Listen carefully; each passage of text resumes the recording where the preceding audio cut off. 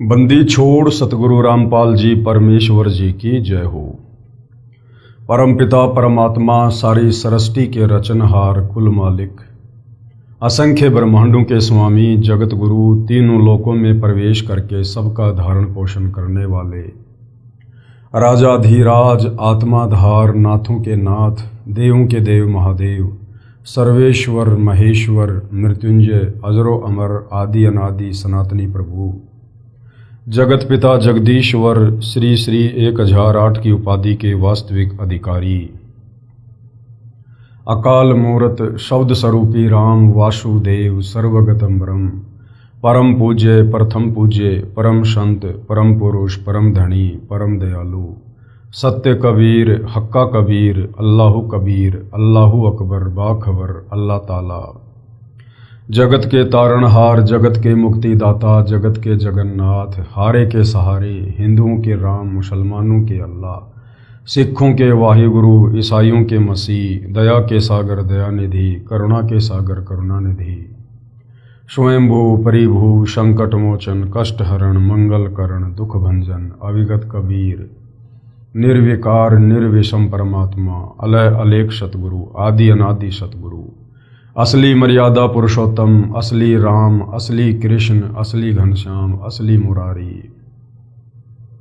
राजाओं के राजा, महाराजाओं के महाराजा, शहंशाहों के शहंशाह, सम्राटों के सम्राट, भगवानों के भगवान, अल्लाहों के अल्लाह, प्रभुओं के प्रभु, मसीहाओं के मसीह, सच्चे वाहिगुरु, बाबाओं के बाबा, पीरों के पीर, सेठों के सेठ, जगत सेठ, सावड़सा सेठ, सर्वगुण संपन्न, अनंत कोटि कलाओं के स्वामी, अनंत कोटि ब्रह्मांडों के नायक, योगियों में महायोगी, ध्यानियों में महाध्यानी, सिद्धों में परम सिद्ध, ज्ञानियों में तत्वज्ञानी, ब्रह्म ज्ञानी, महाज्ञानी, परम ज्ञानी, सर्वश्रेष्ठ ज्ञानी, विज्ञानी, युवा कबीर, समर्थ कबीर, असमवाद, अमित ओजा, सच्चे रहनुमा, करीम अल्लाह, सुभान अल्लाह, दुनिया के अंतिम पैगंबर, 8 सितंबर 1951 से गांव धनाना, जिला सोनीपत, हरियाणा, भारतवर्ष की पावन भूमि पे प्रकट रियल कल की भगवान श्री नारायण साकार हरि, श्री बाबा साहेब, नूर अनंत परमात्मा, सच्चे दरवेश, सच्चे बाखबर, संत शिरोमणि सतगुरु रामपाल जी परमेश्वर जी के चरण कमल में आप और हम सभी भाई बहनों का अनंत कोटि दंडवत प्रणाम। सत्साई भाई और बहनों, बहुत बड़ी दया, बहुत बड़ी मेहर पूज्य गुरुदेव भगवान की, परमेश्वर रामपाल जी की, जिनके शुभ आशीर्वाद से, विशेष आशीर्वाद से, उन्हीं के सत्संगों के संग्रह के ऊपर बन चुकी पवित्र आध्यात्मिक पुस्तक कबीर बड़ा या कृष्ण के ऊपर वीडियो बनाने की श्रृंखला जारी है। इसी श्रृंखला में आज हमारा ये 32वें नंबर का वीडियो है और इस पवित्र पुस्तक कबीर बड़ा या कृष्ण के ऊपर जो वीडियो बन रहे हैं, ये वीडियो विशेषकर हिंदू समाज से जुड़े भाई बहनों के लिए किसी वरदान से कम नहीं है।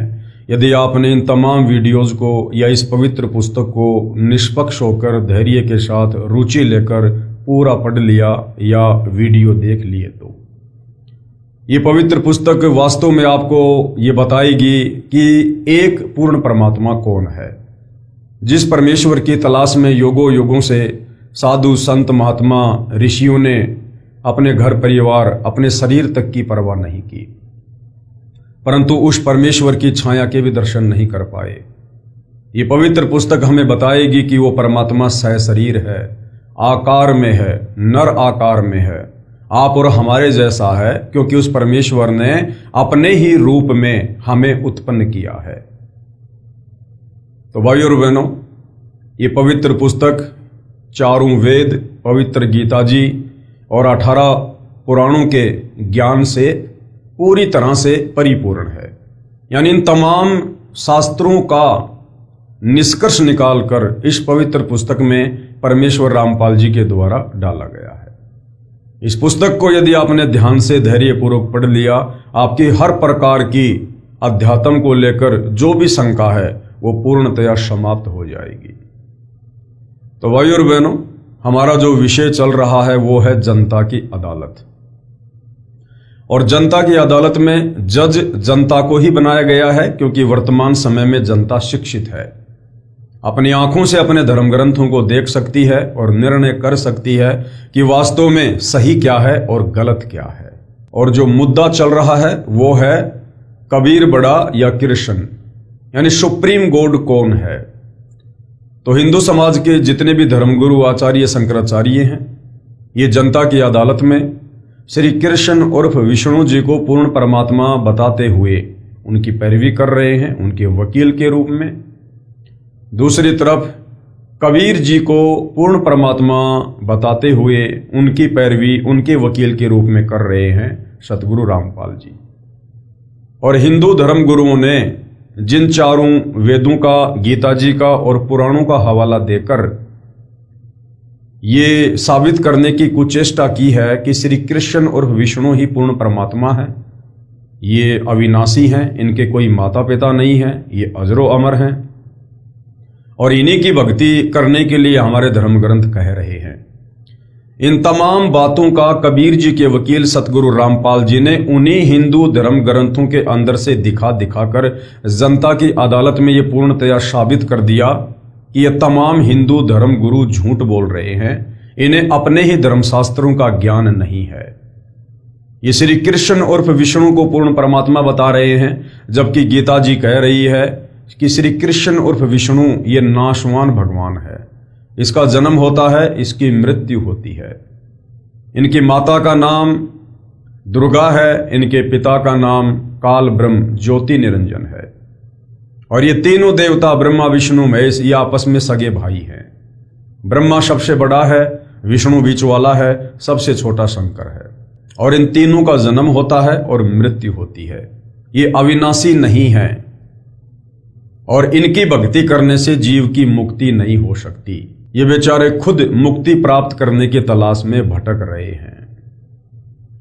तो भाई और बहनों, ये तमाम प्रमाण सबूत अपनी आंखों देखकर जनता अब ये विचार करने लगी है कि वास्तव में सदियों से इन हिंदू धर्म ग्रंथों का हवाला देकर हमारे नादान धर्म गुरु आचार्य शंकराचार्य हमें अध्यात्म के नाम पर मूर्ख ही बनाते आ रहे थे।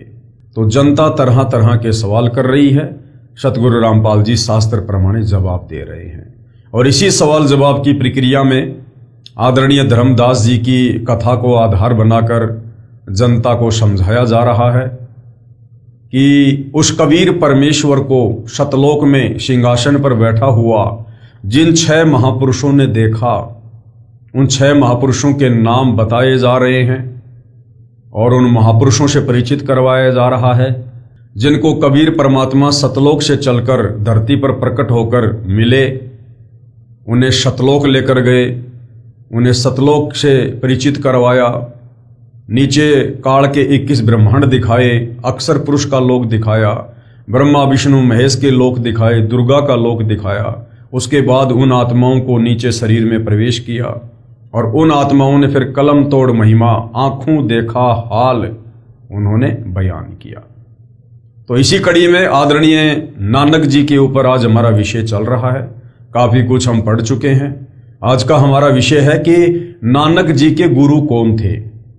तो वैसे तो सतगुरु रामपाल जी ने क्लियर कर दिया गुरु ग्रंथ साहिब से कि नानक जी के गुरु आज से 650 साल पहले बनारस के काशी में जो कबीर परमात्मा धानक रूप में आए हुए थे, एक जुलाहे की भूमिका कर रहे थे, वे ही बेई नदी पर उनको मिले थे और उनके शरीर से आत्मा को निकालकर सचखंड लेकर गए थे और 3 दिन बाद उन्हें सर्व ब्रह्मांडों की स्थिति से परिचित करवाकर वापस उनके शरीर में छोड़ दिया था। लेकिन इस बात को लेकर सिख समाज में आज भी काफी मतभेद है। तो सतगुरु रामपाल जी यही समझाने का प्रयास कर रहे हैं और प्रमाण दिखा रहे हैं कि वास्तव में नानक जी के गुरु परमेश्वर कबीर जी ही थे, जो उनको बेई नदी पर आकर मिले थे। श्री नानक जी का गुरु था अन्य प्रमाण, क्योंकि सिख समाज के जो भाई बहन हैं वो यही मानते हैं कि हमारे नानक जी का कोई गुरु नहीं था। तो सतगुरु रामपाल जी कह रहे हैं कि बिना गुरु के तो भक्ति शुरू ही नहीं होती है, बिना गुरु के तो कोई भक्ति कर ही नहीं सकता, अर्थात मोक्ष वाली भक्ति नहीं कर सकता। तो नानक जी के गुरु आदरणीय कबीर जी थे साखी कंधार देश की चली, जन्म साखी के पेज नंबर 470-471 पर। एक मुगल पठान ने पूछा कि आपका गुरु कौन है। नानक जी से एक मुगल पठान ने पूछा कि आपका गुरु कौन है। श्री नानक जी ने उत्तर दिया कि जिंदा पीर है, क्योंकि कबीर परमात्मा बेई नदी पर एक जिंदा महात्मा का रूप बनाकर आदरणीय नानक जी को मिले थे और शतलोक लेकर गए थे। वह परमेश्वर ही गुरु रूप में आया था, यानी 650 साल पहले कबीर जी गुरु रूप में ही आए थे। उसका शिष्य सारा जहान है, यानी वो जगत गुरु है। फिर साखी रुकन दीन काजी के साथ हुई, जन्म साखी के पेज नंबर 183 पर कुछ वाणी इस प्रकार है। नानके आखे रुकन दीन सच्चा सुनहूं जवाब, खालक आदम सिरजिया आलम बड़ा कबीर। साफ साफ कहा है नानक जी ने कि आलम बड़ा कबीर, यानी वो परमात्मा सबसे बड़ा है। कायम दायम कुदरती सिर पीरा दे पीर, और सजदे करे खुदाई नू आलम बड़गे कबीर। भावार्थ है, श्री नानक जी ने कहा है कि रुकन दिन काजी, जिस खुदा ने आदम जी की उत्पत्ति की वह बड़ा परमात्मा कबीर है। वह ही पृथ्वी पर सतगुरु की भूमिका करता है, जैसे आज वर्तमान में सतगुरु रामपाल जी के रूप में वही कबीर परमात्मा भूमिका कर रहे हैं। वह सिर पीरा दे पीर, यानी सब गुरुओं का सिरताज है, यानी संत शिरोमणि है, जगत गुरु है, सबसे उत्तम ज्ञान रखता है, वो तत्व ज्ञानी है। वह कायम यानी श्रेष्ठ, दायम यानी समर्थ परमात्मा कुदरती है। मुसलमान अल्लाह कबीर कहते हैं, कबीर का अर्थ बड़ा करके बड़ा अल्लाह अर्थ करते हैं। श्री नानक जी ने यह भी स्पष्ट कर दिया है कि वह बड़ा आलम कबीर है, यानी वो कबीर ही बड़ा भगवान है। मुसलमान जिसे अल्लाह कबीर कहते हैं, यानी बड़ा अल्लाह कहते हैं, वो बड़ा अल्लाह कौन है? वो कबीर है। जन्म साखी में कबीर तथा बड़ा दोनों शब्द लिखे हैं, जिससे कबीर का अर्थ कबीर ही रहेगा तथा बड़ा शब्द भी रहेगा। इसलिए स्पष्ट हुआ कि बड़ा परमात्मा कबीर है।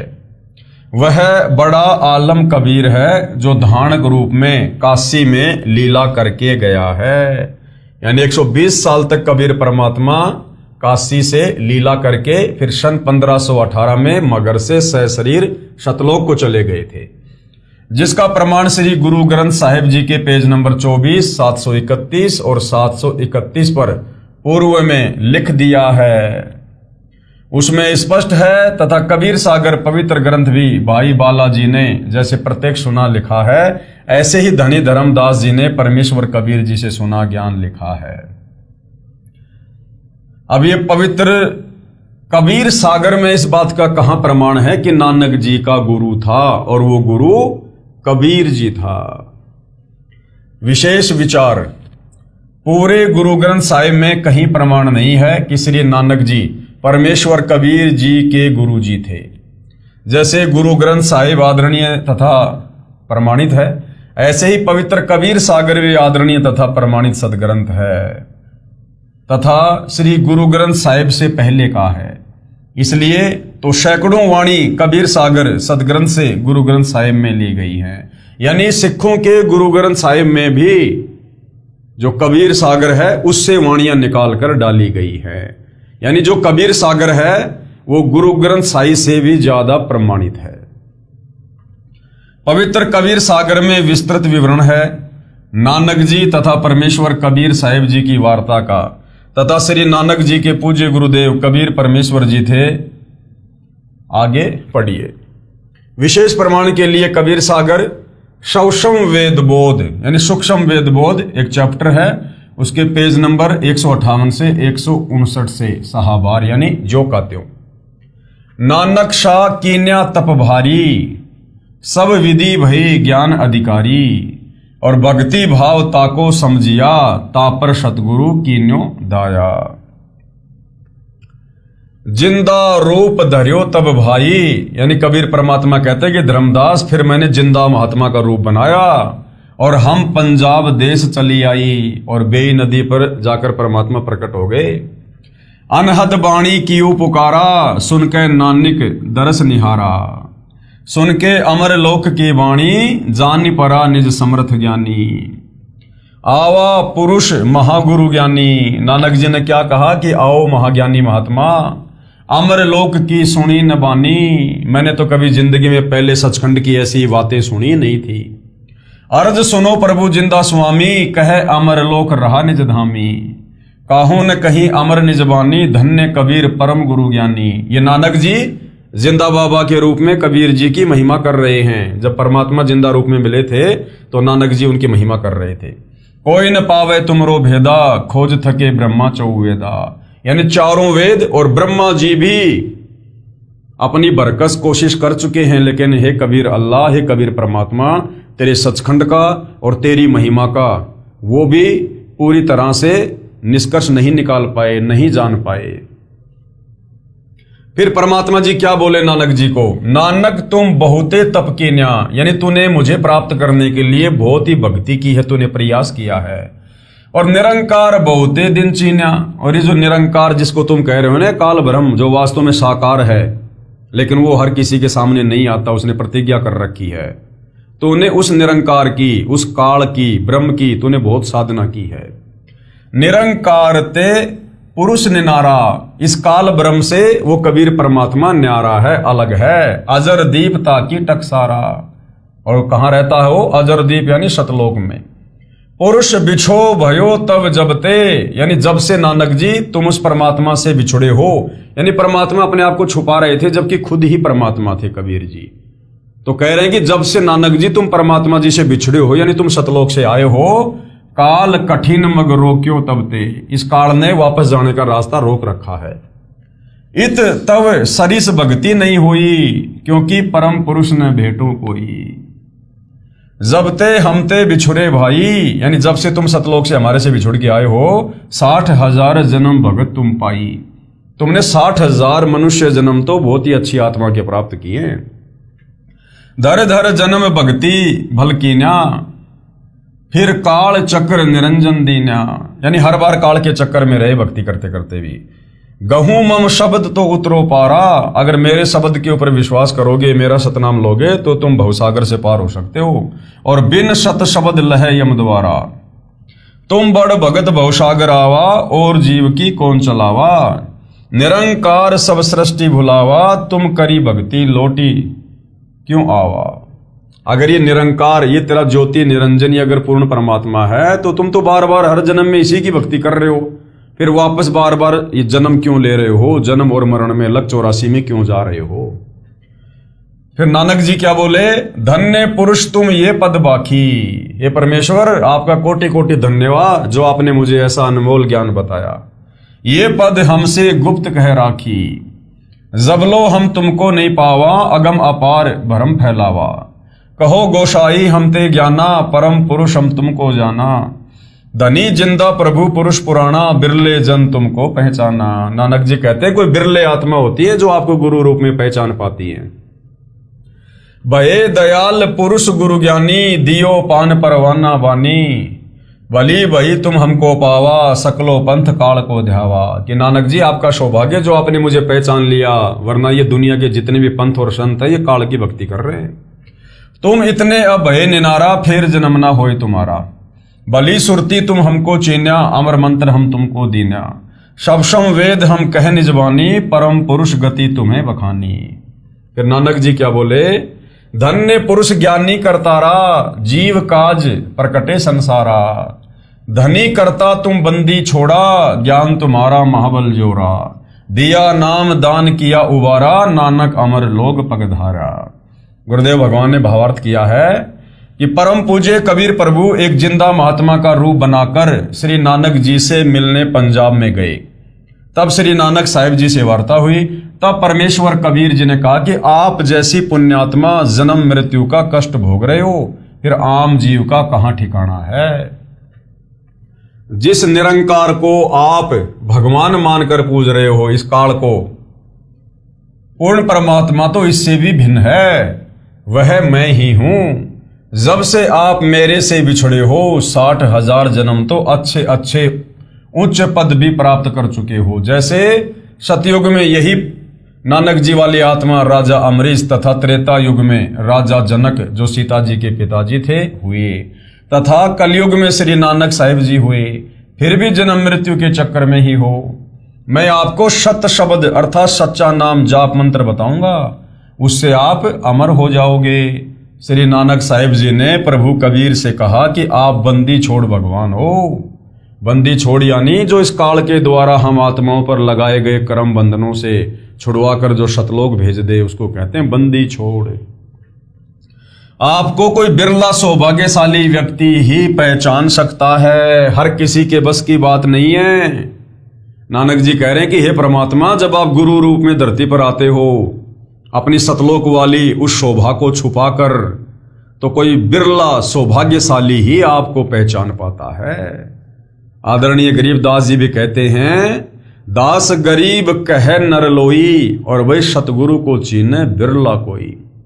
तो भाइयों और बहनों, सबसे बड़ी जो विडंबना है इस आत्मा के सामने वो यही है कि जब जब ये कबीर परमात्मा धरती पर हमें तत्व ज्ञान देने के लिए तत्वदर्शी संत बनकर आते हैं, सतगुरु बनकर आते हैं, सत्संग सुनाते हैं, तो ये अपने आप को ज्यादातर छुपाते हैं।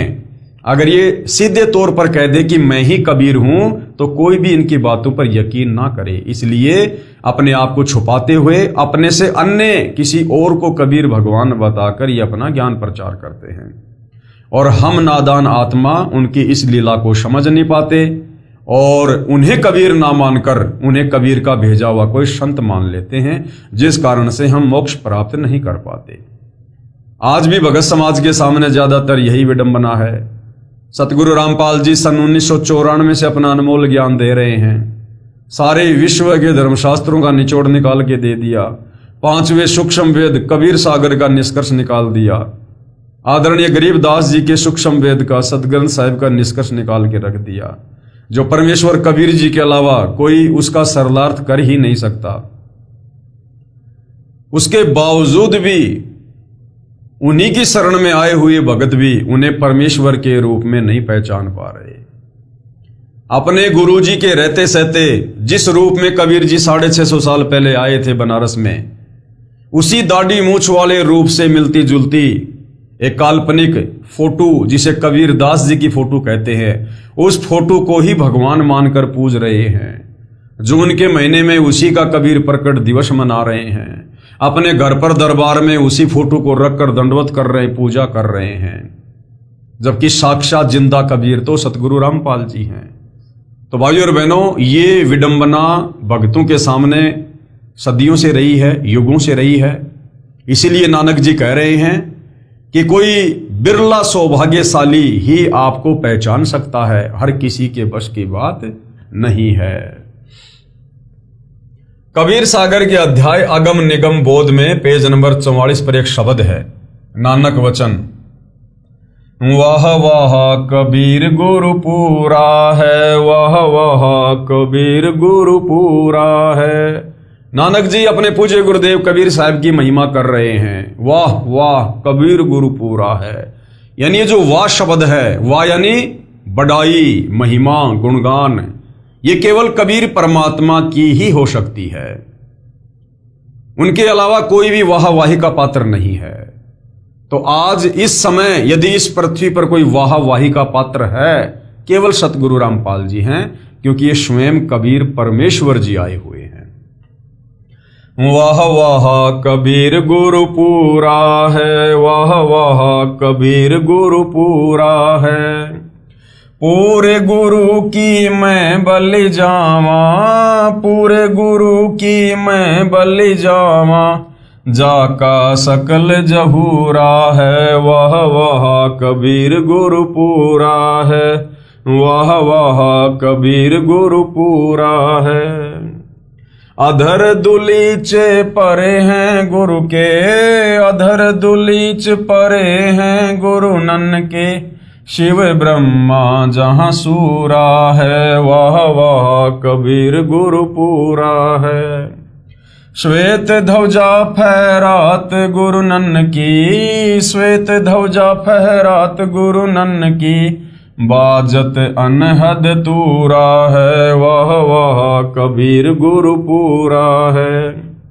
पूर्ण कबीर सकल घट धर से, पूर्ण कबीर सकल घट धर से, हरदम हाल जहूरा है, वह कबीर गुरु पूरा है। नाम कबीर जपै बड़ भागी, नाम कबीर जपै बड़ भागी, नानक चरण को धूरा है, वह कबीर गुरु पूरा है। यानी नानक जी कबीर जी के शिष्य थे और कह रहे हैं कि ये नानक तो कबीर जी के चरणों की धूल भी नहीं है एक प्रकार से। अर्थात श्री नानक जी के गुरु परमेश्वर कबीर जी थे। विशेष विवेचन, बाबा नानक जी ने उस कबीर जुलाही यानी धानक काशी वाले को शतलोक यानी सचखंड में आंखों देखा तथा फिर काशी में धानक यानी जुलाहे का कार्य करते हुए तथा बताया कि वही धानक रूप जुलाहा शतलोक में सत्य पुरुष रूप में भी रहता है तथा यहां भी वही है। आदरणीय श्री नानक साहिब जी का आविर्भाव यानी जन्म सन 1469 तथा शतलोकवास सन 1539। पवित्र पुस्तक जीवनी 10 गुरु साहिबान आदरणीय कबीर साहिब जी धानक रूप में मृत मंडल में सन 1398 में सहशरीर प्रकट हुए तथा सहशरीर शतलोक गमन सन 1518 में पवित्र कबीर सागर में लिखा हुआ है। यानी दोनों महापुरुष यानी आदरणीय नानक जी और कबीर परमात्मा जी 49 वर्ष तक समकालीन रहे। श्री गुरु नानक साहिब जी का जन्म पवित्र हिंदू धर्म में हुआ था। परमात्मा प्राप्ति के बाद कहा कि न कोई हिंदू न मुसलमाना अर्थात अज्ञानतावश 2 धर्म बना बैठे, सर्व एक परमात्मा सत्य पुरुष के बच्चे हैं। श्री नानक देव जी ने कोई धर्म नहीं बनाया बल्कि धर्म की बनावटी जंजीरों से मानव को मुक्त किया तथा शिष्य परंपरा चलाई थी। जैसे गुरुदेव से नाम दीक्षा लेने वाले भक्तों को शिष्य बोला जाता है, उन्हें पंजाबी भाषा में सिख कहने लगे। जैसे आज इस दास के लाखों शिष्य हैं परंतु ये धर्म नहीं है, सर्व पवित्र धर्मों की पुण्यात्माएं आत्म कल्याण करवा रही हैं। यदि आने वाले समय में कोई धर्म बना बैठे तो वह दुर्भाग्य ही होगा। भेदभाव तथा संघर्ष की नई दीवार ही बनेगी परंतु लाभ कुछ नहीं होगा। यानी सिख कोई धर्म नहीं है, ना नानक जी ने कोई सिख धर्म बनाया था। नानक जी ने केवल अपना ज्ञान दिया जो कबीर परमात्मा से उन्होंने प्राप्त किया और उनसे जो उपदेश प्राप्त करता था पंजाबी भाषा में उनको सिख कहते हैं। तो नानक जी के सतलोक जाने के बाद आगे चलकर फिर यह परंपरा बन गई और लोगों ने फिर सिख को एक धर्म के रूप में स्थापित कर दिया जो आज आप देख रहे हैं। आगे गवाह नंबर 6 जिन्होंने कबीर जी को सतलोक में देखा, कबीर परमात्मा जिनको सतलोक लेकर गए, अपने सतलोक से परिचित करवाया, 21 ब्रह्मांड की स्थिति से परिचित करवाया और फिर उस आत्मा ने भी उस कबीर परमेश्वर की महिमा का कलम तोड़ बखान किया, गुणगान किया। वो हैं संत गीसा दास जी, गांव खेकड़ा, जिला बागपत, उत्तर प्रदेश, भारत वाले। इनको 6 वर्ष की उम्र में कबीर परमेश्वर जी मिले थे। पूरा गांव खेकड़ा गवाह है। संत गीसा जी ने बताया कि मैंने परमेश्वर कबीर जी के साथ ऊपर सतलोक में जाकर देखा था। जो काशी में जुलाहे का कार्य करता था वह पूर्ण परमात्मा है, सारी सृष्टि का सर्जन करता है, असंख्य ब्रह्मांडों का मालिक है। पुस्तक विस्तार को मद्देनजर रखते हुए अधिक विस्तार नहीं कर रहा हूं। अधिक जानकारी के लिए www.jagatgururampalji.org से खोलकर अधिक ज्ञान ग्रहण कर सकते हैं। यानी जनता की अदालत में सतगुरु रामपाल जी ने उन 6 महापुरुषों की जीवनी को दिखा दिया, पढ़ा दिया, उन महापुरुषों के जीवन से परिचित करवा दिया जिन महापुरुषों को कबीर परमात्मा सतलोक से चलकर गति करके सहशरीर धरती पर प्रकट होकर मिले। उनको नाम उपदेश दिया, उनकी आत्मा को शरीर से निकालकर सतलोक लेकर गए, सतलोक से परिचित करवाया, 21 ब्रह्मांड की स्थिति से परिचित करवाया, अक्षर पुरुष के 7 संग ब्रह्मांड दिखाए और उन आत्माओं का ज्ञान योग खोला। उन आत्माओं ने फिर धरती पर आकर अपने कबीर परमात्मा के सतलोक की कलम तोड़ महिमा की।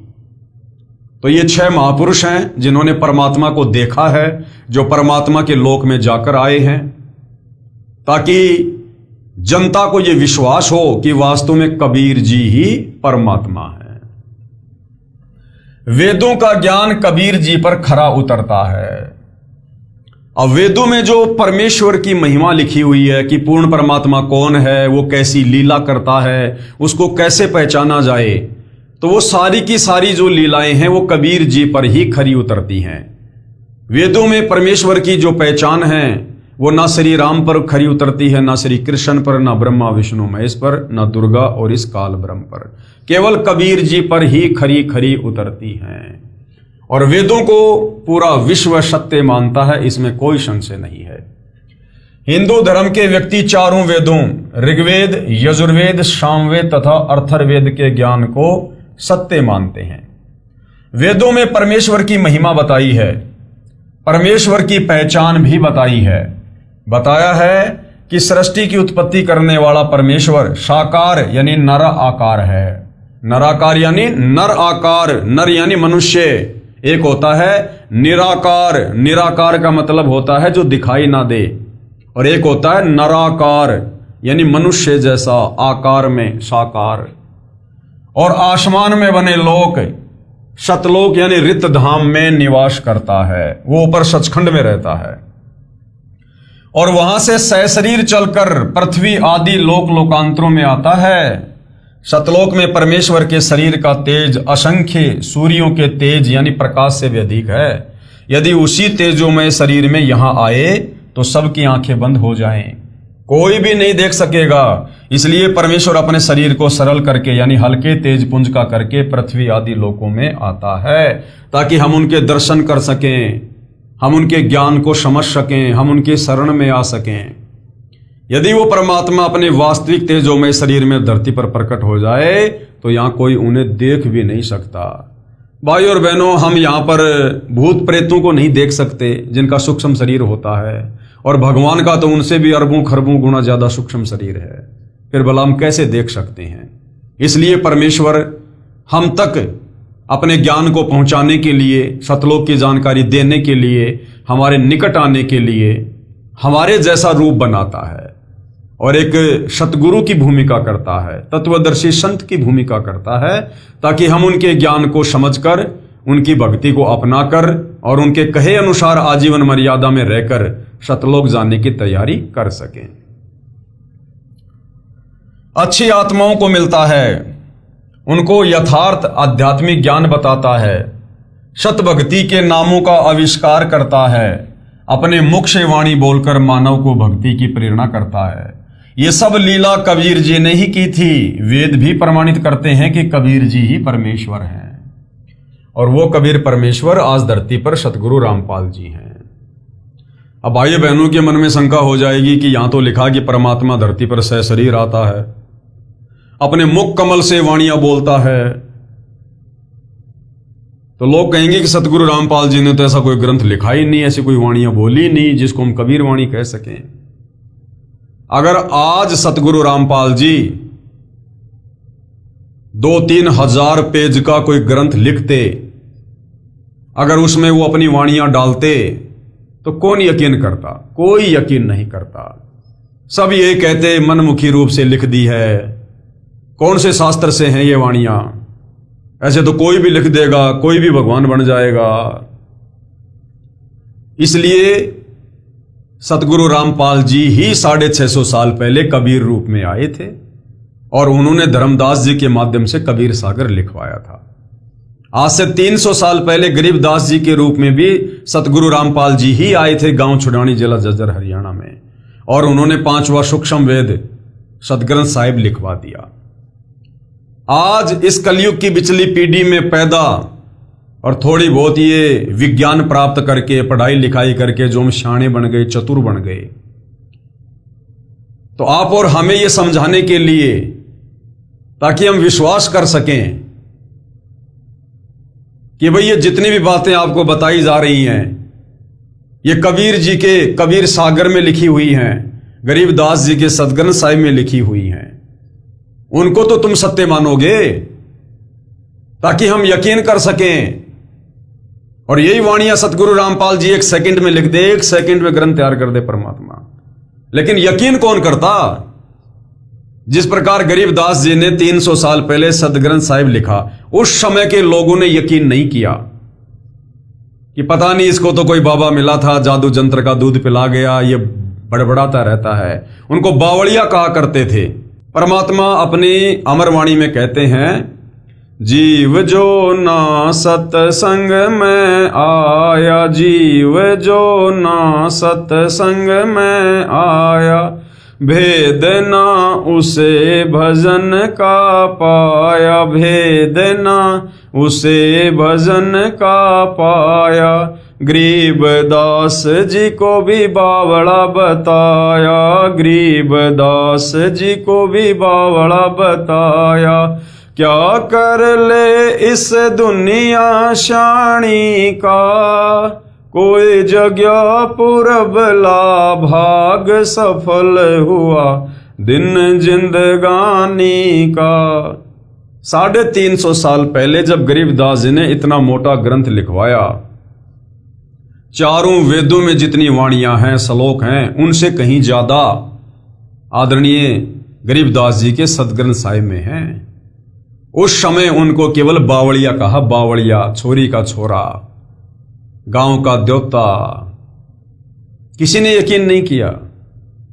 650 साल पहले कबीर जी ने इतनी वाणियां बोली, इतनी वाणियां बोली, इतना मोटा कबीर सागर लिखवाया। किसी ने उनको परमात्मा नहीं माना, किसी ने विश्वास नहीं किया। 64 के 64 लाख फैल हो गए। तमाम धर्मगुरु केवल उनका विरोध ही करते रहे। अब भाइयों और बहनों, यदि वर्तमान में सतगुरु रामपाल जी अपने कर कमल से अगर ऐसा कोई पवित्र ग्रंथ लिखते, तो आज तो कलयुग है, इंसान का स्तर पहले से भी कहीं ज्यादा नीचे गिर चुका है। आज कौन यकीन करता? इसलिए परमात्मा ने जो भी कुछ लिखना था, कहना था, वो पहले आकर लिखवा दिया, ताकि आज हम मंदबुद्धि प्राणी, अज्ञानी प्राणी, उन पहले वाले महापुरुषों के द्वारा लिखे उन ग्रंथों पर विश्वास कर सकें। इसलिए सतगुरु रामपाल जी ने वर्तमान में कोई नया ग्रंथ नहीं लिखा। तो यहां क्या लिखा है कि अपने मुख कमल से वाणी बोलकर मानव को भक्ति की प्रेरणा करता है। तो वर्तमान में सतगुरु रामपाल जी जिन सदग्रंथों का हवाला दे रहे हैं ना, ये उस समय उन्हीं के मुख कमल से बोली गई वाणियां हैं, वो कबीर वाणियां, जिनका हवाला देकर आज हमें सत्संग करके भक्ति करने की प्रेरणा दे रहे हैं।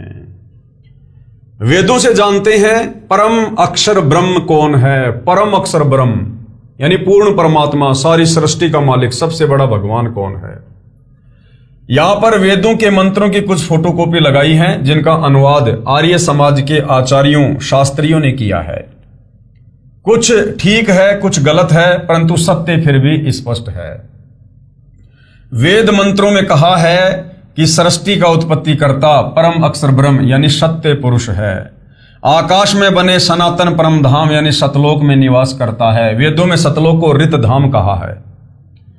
एक सिंहासन पर विराजमान है। अब भैया जो सिंहासन पर विराजमान होगा वो निराकार कैसे होगा? निराकार का क्या सिंहासन पर बैठेगा? किसने देखा उसको? जो निराकार ही है उसको सिंहासन पर बैठा हुआ फिर देख कौन सकता है? अगर सिंहासन है, क्योंकि सिंहासन है तो साकार है सिंहासन, और सिंहासन पर यदि कोई बैठा है तो वो भी साकार ही है, फिर निराकार का सिंहासन पे क्या बैठेगा? उसके सिर के ऊपर मुकुट तथा छत्र लगे हैं। परमेश्वर देखने में राजा के समान है।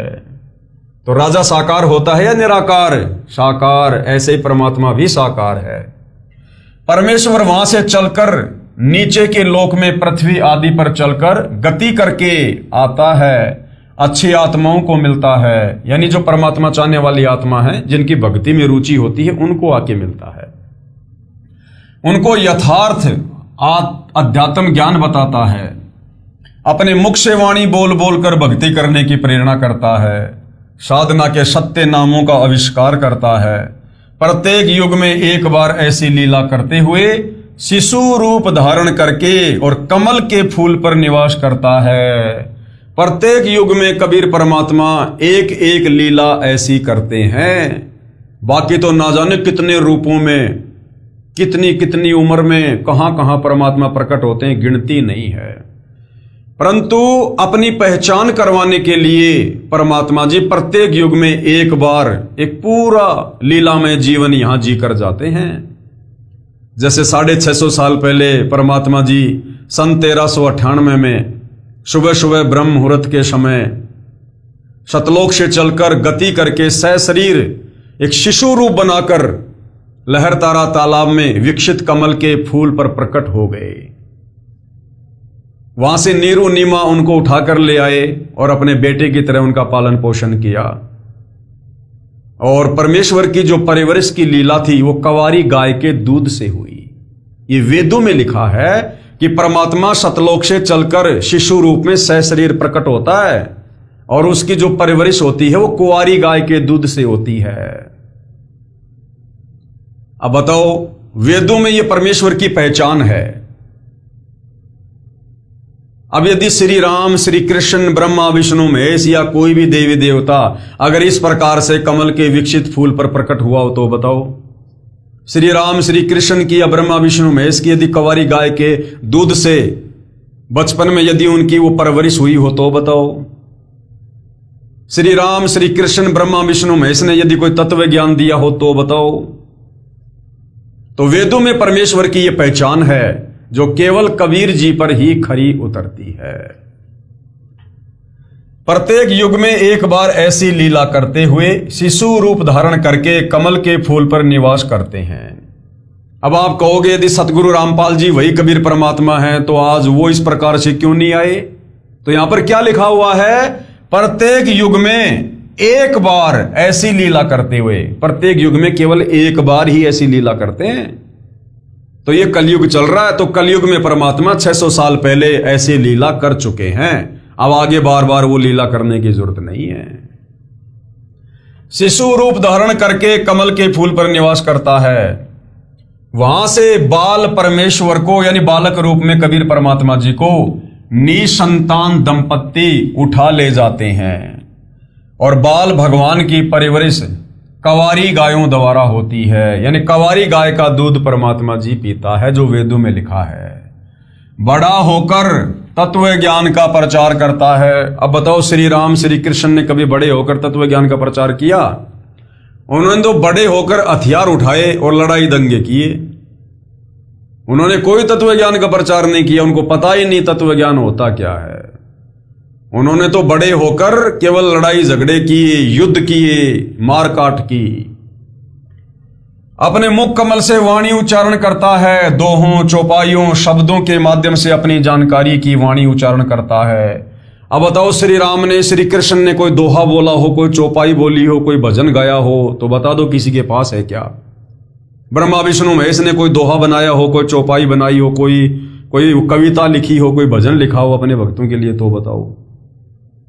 तो वेदों में जो पहचान है वो कबीर परमेश्वर के ऊपर ही खरी उतरती है, जिसको कबीर गिरभी अर्थात कबीर वाणी कहा जाता है तथा इसी कारण से प्रसिद्ध कवि की पदवी भी प्राप्त करता है। वो कबीर परमात्मा अपनी वाणियों को दोहों में, लोकोक्तियों में, चौपाइयों में, इनके माध्यम से जब वो प्रचारित करता है तो उनको प्रसिद्ध कवि कहा जाने लगता है। तो वेदों में परमेश्वर जी को कवि कहा गया है। कवि यानी कबीर भगवान, कबीर देव, कबीर अग्नि, यानी उसको कवि कहा जाता है। जिस पर वेदों में कहे लक्षण खरे उतरते हैं, वही सृष्टि का उत्पत्ति करता तथा सबका धारण पोषण करता है, अन्य नहीं हो सकता। ये लक्षण केवल कबीर जुलाहे काशी वाले पर खरे उतरते हैं। इसलिए परम अक्षर ब्रह्म कबीर जी हैं। इन वेद मंत्रों के बाद चारों युगों में परमेश्वर कबीर जी का लीला करने आने का संक्षिप्त वर्णन है। उसे पढ़कर जान जाओगे कि वेदों में कबीर परमेश्वर जी का वर्णन है। कबीर परमेश्वर जी ने भी कहा है 650 साल पहले, 120 साल तक उन्होंने अपने तत्व ज्ञान का प्रचार किया। और क्या कहा कबीर परमात्मा जी ने? वेद मेरा भेद है, यानी इन चारों वेदों में मेरी जानकारी है। मैं ना वेदन के माही, लेकिन मुझे प्राप्त करने का जो भक्ति मार्ग है वो इन चारों वेदों में नहीं है, केवल मेरी जानकारी है। और जौन वेद से मैं मिलूं और जिस वेद से मैं प्राप्त हूं, यानी सतलोक की प्राप्ति हो, वो ये चार वेद जानते नहीं। वो जानकारी इन चारों वेदों में नहीं, वो तो सूक्ष्म वेद में है। अर्थात कबीर जी ने स्पष्ट किया है कि चारों वेद मेरी महिमा बताते हैं, परंतु इन वेदों में मेरी प्राप्ति की भक्ति विधि नहीं, क्योंकि काल ब्रह्म ने वह यथार्थ भक्ति के मंत्र निकाल दिए थे। मेरी प्राप्ति का ज्ञान जिस सूक्ष्म वेद में है, उसका ज्ञान वेदों में अंकित नहीं है। कृपया पढ़िए वेद मंत्रों की फोटोकॉपी, तथा यहां सतगुरु रामपाल जी अपना नाम लिख रहे हैं कि दास रामपाल दास के द्वारा किया गया विश्लेषण। इनके बाद परमेश्वर कबीर जी का चारों युगों में सतलोक सिंहासन से गति करके आने का प्रकरण है। तो देखिएगा भाई और बहनों, अपनी आंखों से देखिए फोटोकॉपी वेद मंत्रों की। ऋग्वेद मंडल 9 सूक्त 86 मंत्र 26 और 27 कबीर परमेश्वर जी के विषय में क्या कह रहा है, ये मंत्र आप जियों के सामने है, देख सकते हैं, पढ़ सकते हैं। यहां पर विवेचन किया गया है। ये फोटोकॉपी ऋग्वेद मंडल 9 सूक्त 86 मंत्र 26 की है, जो आर्य समाज के आचार्यों व महर्षि दयानंद के चेलों द्वारा अनुवादित है, जिसमें स्पष्ट है कि यज्ञ करने वाले यानी भक्ति करने वाले, धार्मिक अनुष्ठान करने वाले, अर्थात धार्मिक अनुष्ठान करने वाले यजमानों अर्थात भक्तों के लिए परमात्मा सब रास्तों को सुगम करता हुआ, अर्थात जीवन रूपी सफर के मार्ग को दुखों रहित करके सुगम बनाता हुआ उनके विघ्नों अर्थात संकटों का मर्दन करता है, अर्थात समाप्त करता है, यानी परमात्मा पाप नाश करता है। जबकि इन्हीं दयानंद सरस्वती जी ने जो सत्यार्थ प्रकाश लिखी है, उसमें इन्होंने साफ साफ लिखा है कि परमात्मा पाप नाश नहीं करता। और वेदों का अनुवाद करते समय ये खुद लिख रहे हैं कि परमात्मा भगत के विघ्नों का, संकटों का मर्दन करता है, अर्थात पापों का नाश करता है। भक्तों को पवित्र अर्थात पाप रहित, विकार रहित करता है। जैसा कि अगले मंत्र 27 में कहा है कि जो परमात्मा धूलोक अर्थात सतलोक के तीसरे पृष्ठ पर विराजमान है, वहां पर परमात्मा के शरीर का प्रकाश बहुत अधिक है। उदाहरण के लिए परमात्मा के एक रोम यानी शरीर के बाल का प्रकाश करोड़ सूर्य तथा इतने ही चंद्रमाओं के मिले जुले प्रकाश से भी अधिक है। यदि वह परमात्मा उसी प्रकाश युक्त शरीर से पृथ्वी पर प्रकट हो जाए तो हमारी चरम दृष्टि उन्हें देख नहीं सकती।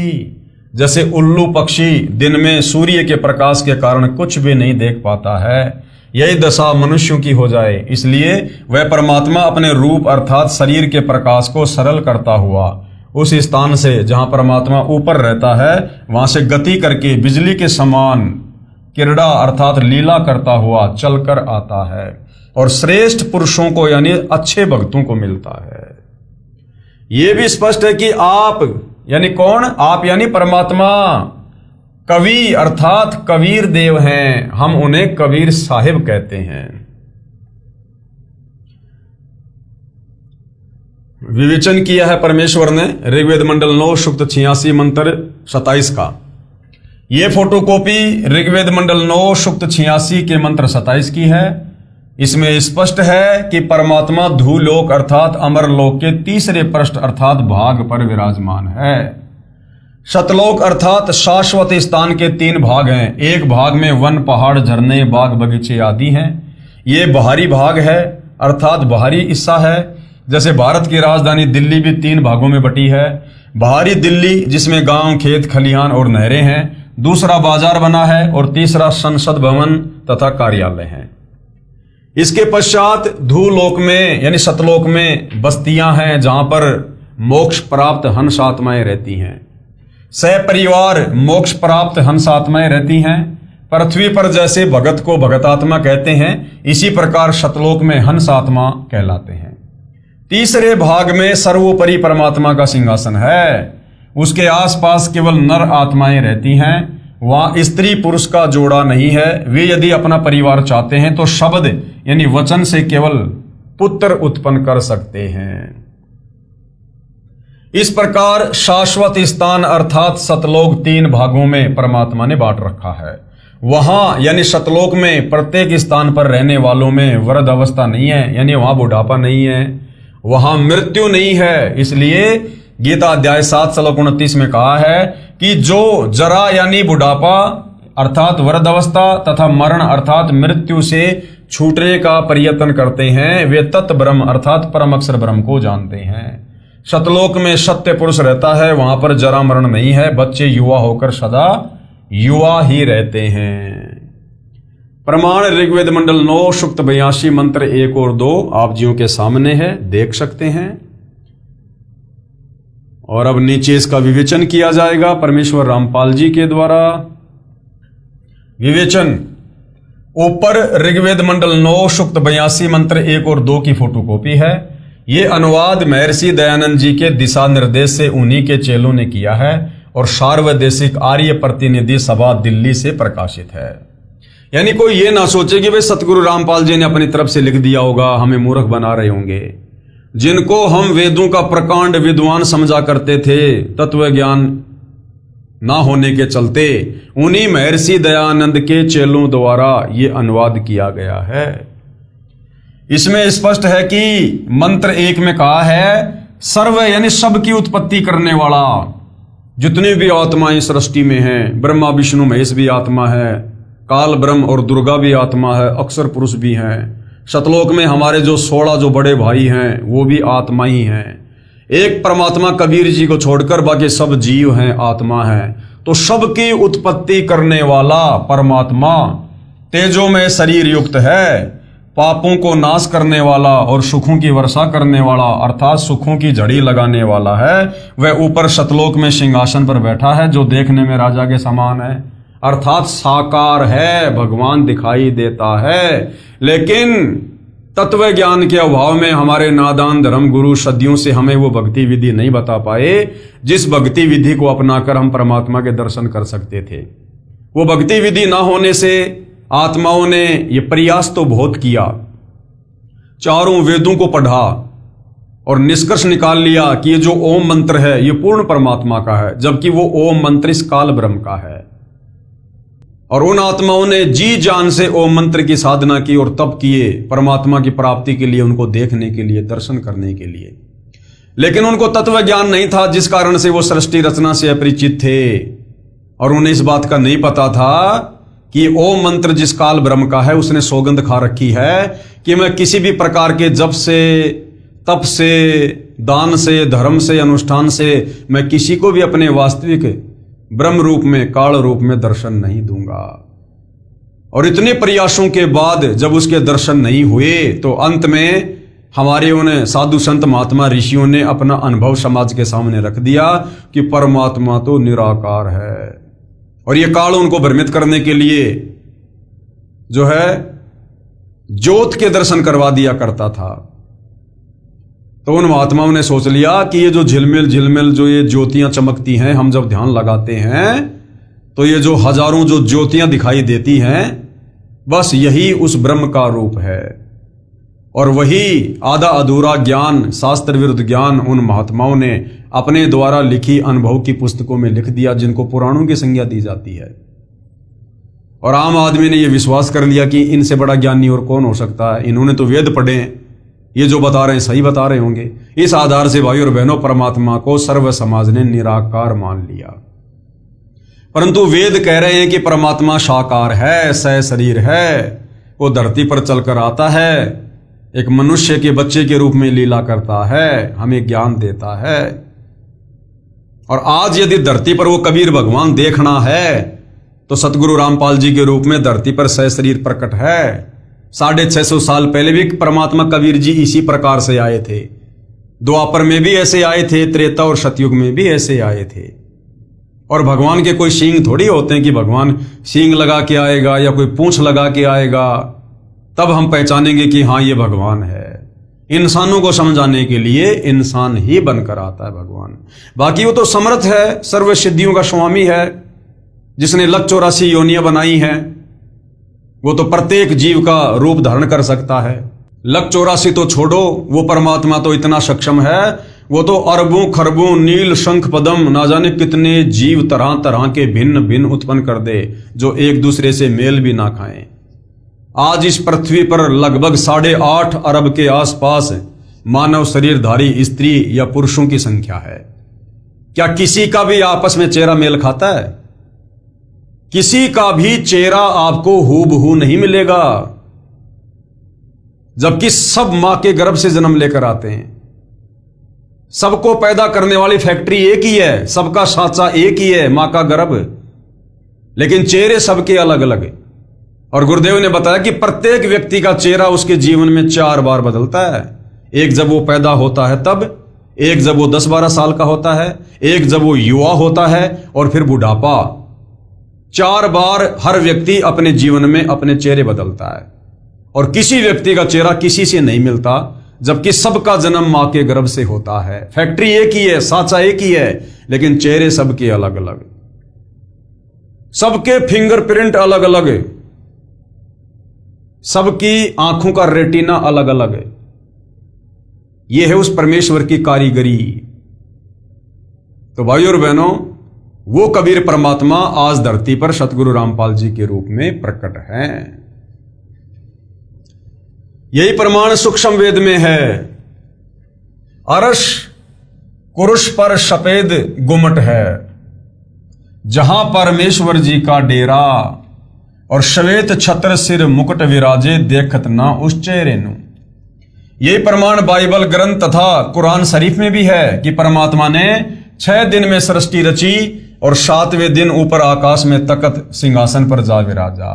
इस काल के 21 ब्रह्मांड वाली सृष्टि परमात्मा ने 6 दिन में रची। हालांकि वो परमात्मा चाहते तो 6 सेकंड का भी काम नहीं उनके लिए, 6 सेकंड का भी, लेकिन ये परमेश्वर की अपनी मौज है, वो किस प्रकार की लीला करते हैं। अन्यथा वो परमात्मा एक चुटकी बजाने जितनी देर में सृष्टि को खत्म कर दे, और चुटकी बजाते ही परमात्मा फिर से नया निर्माण कर दे। एज इट इज, गांव, नगर, बिल्डिंगें, नहरें, रोडें, इंसान, पेड़, झरने, सब कुछ एज इट इज, और किसी को पता भी ना चले कि एक पल में सृष्टि नष्ट हो चुकी थी और अगले पल परमात्मा ने वैसी नई बना दी। तो ये वो समर्थ परमात्मा है। तो इस काल के 21 ब्रह्मांड वाली सृष्टि परमात्मा ने 6 दिन में रची, और 7वें दिन सतलोक में बने अपने सिंहासन पर जा विराजा। कहां प्रमाण है बाइबल में? बाइबल के उत्पत्ति ग्रंथ 2 और उसके श्लोक 26 से 30 तथा कुरान शरीफ की सूरत फुरकानी 25 आयत नंबर 52 से 59 में है। वह परमात्मा यानी वो परम अक्षर ब्रह्म कबीर भगवान अपने अमर धाम से चलकर यानी सतलोक से चलकर पृथ्वी पर शब्द वाणी से ज्ञान सुनाता है। वह वर्णीय अर्थात आदरणीय श्रेष्ठ व्यक्तियों को प्राप्त होता है, उनको मिलता है। जैसे संत धर्मदास जी बांधवगढ़ मध्य प्रदेश वाले को मिले, संत मलुकदास जी को मिले, संत दादू जी को मिले, आमेर राजस्थान में मिले, संत नानक देव जी को मिले, संत गरीबदास जी गांव छुडानी जिला झज्जर हरियाणा वाले को मिले, संत गीसा दास जी गांव खेकड़ा जिला बागपत उत्तर प्रदेश वाले को मिले, संत जम्बेश्वर जी विष्णोई धर्म के जो प्रवर्तक हैं राजस्थान में, उनको गांव समराथल राजस्थान वाले को मिले। वह परमात्मा अच्छी आत्माओं को मिलते हैं, जो परमात्मा के दृढ़ भगत होते हैं, उन पर परमात्मा का विशेष आकर्षण होता है। उदाहरण भी बताया है कि जैसे विद्युत अर्थात जो आकाशीय जो बिजली होती है, आकाशीय बिजली शनै वाले स्थानों को आधार बनाकर गिरती है। जैसे काशी धातु पर बिजली गिरती है। पहले काशी धातु के कटोरे, गिलास, थाली, बेले आदि आदि होते थे और बरसात के समय तुरंत उठाकर घर के अंदर रखा करते थे। वरद कहते थे कि काशी के बर्तन पर बिजली अमूमन गिरती है। इसी प्रकार परमात्मा अपने प्रिय भक्तों पर आकर्षित होकर मिलते हैं। मंत्र नंबर 2 में तो यह भी स्पष्ट किया है कि परमात्मा उन अच्छी आत्माओं को उपदेश करने की इच्छा से, यानी उनको ज्ञान समझाने की इच्छा से, नाम दीक्षा देने की इच्छा से स्वयं महापुरुषों को मिलते हैं। उपदेश का भावार्थ है कि परमात्मा तत्व ज्ञान बताकर उनको दीक्षा भी देते हैं। उनके सतगुरु भी स्वयं परमात्मा होते हैं। यह भी स्पष्ट किया है कि परमात्मा अत्यंत गतिशील पदार्थ अर्थात बिजली के समान तीव्रगामी होकर हमारे धार्मिक अनुष्ठानों में आप पहुंचते हैं।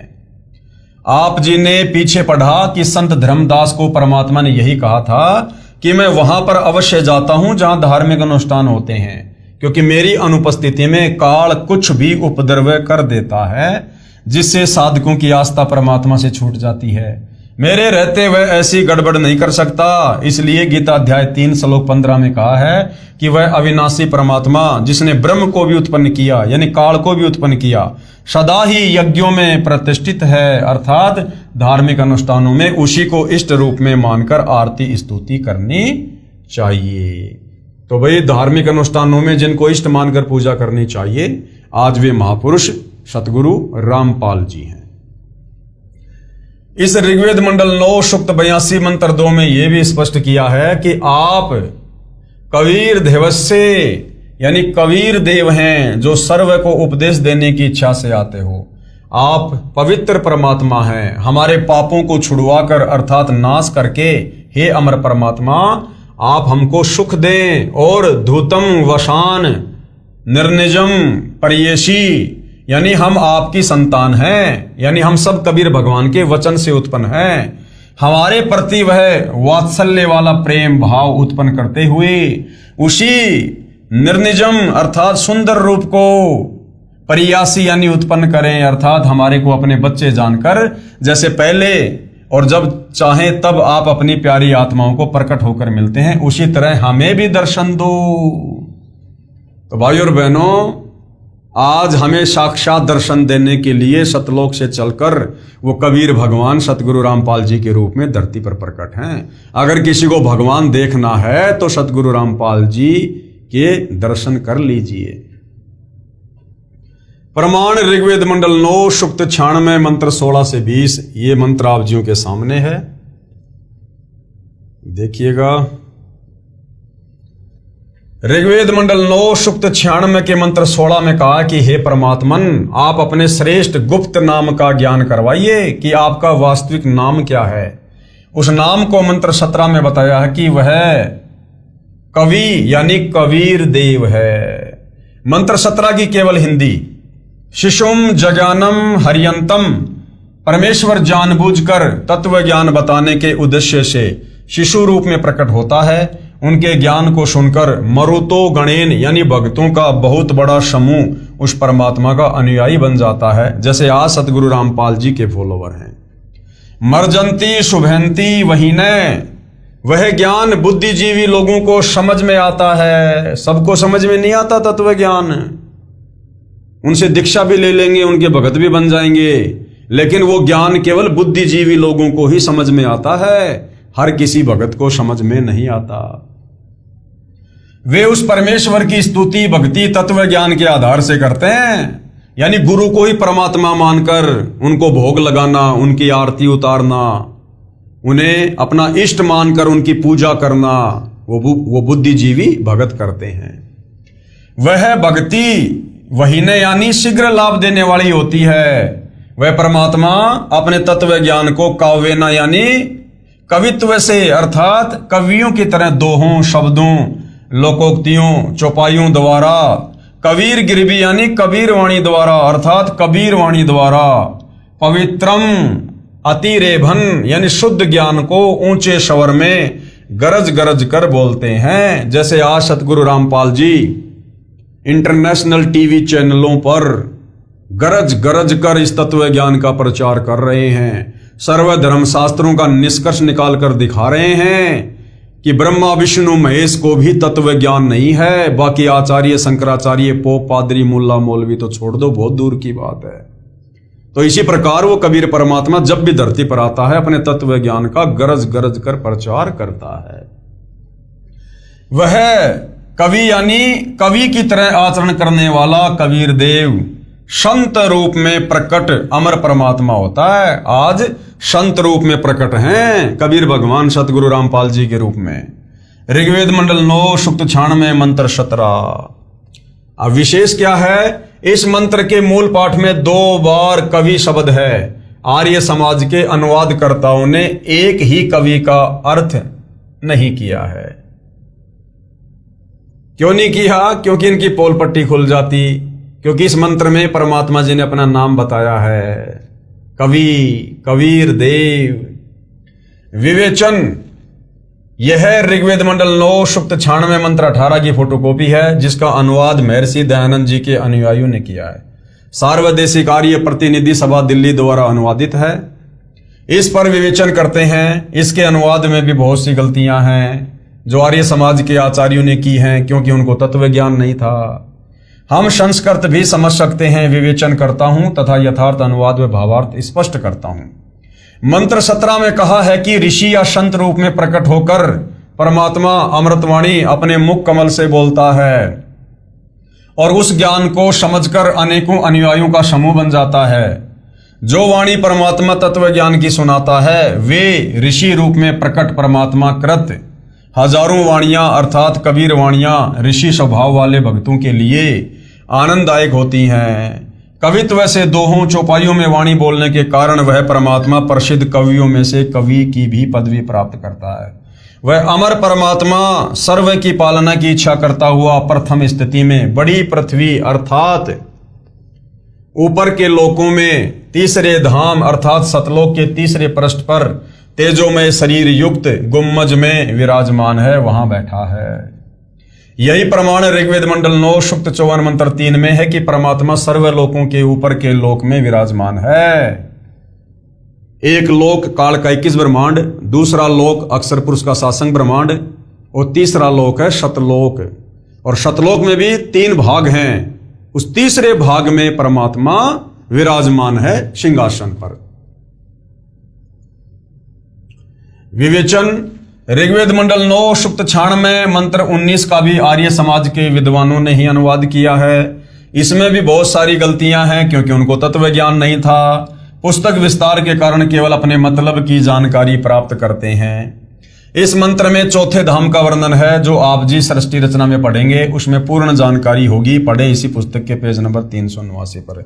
चौथा धाम यानी सतलोक, ऊपर के लोकों में जो अजरो अमर और जो अविनाशी लोक हैं, ऊपर के 4 लोक, उनमें सबसे पहले है सतलोक, दूसरे नंबर पे है अलख लोक, तीसरे नंबर पे है अगम लोक और चौथे नंबर पर है अनामी लोक।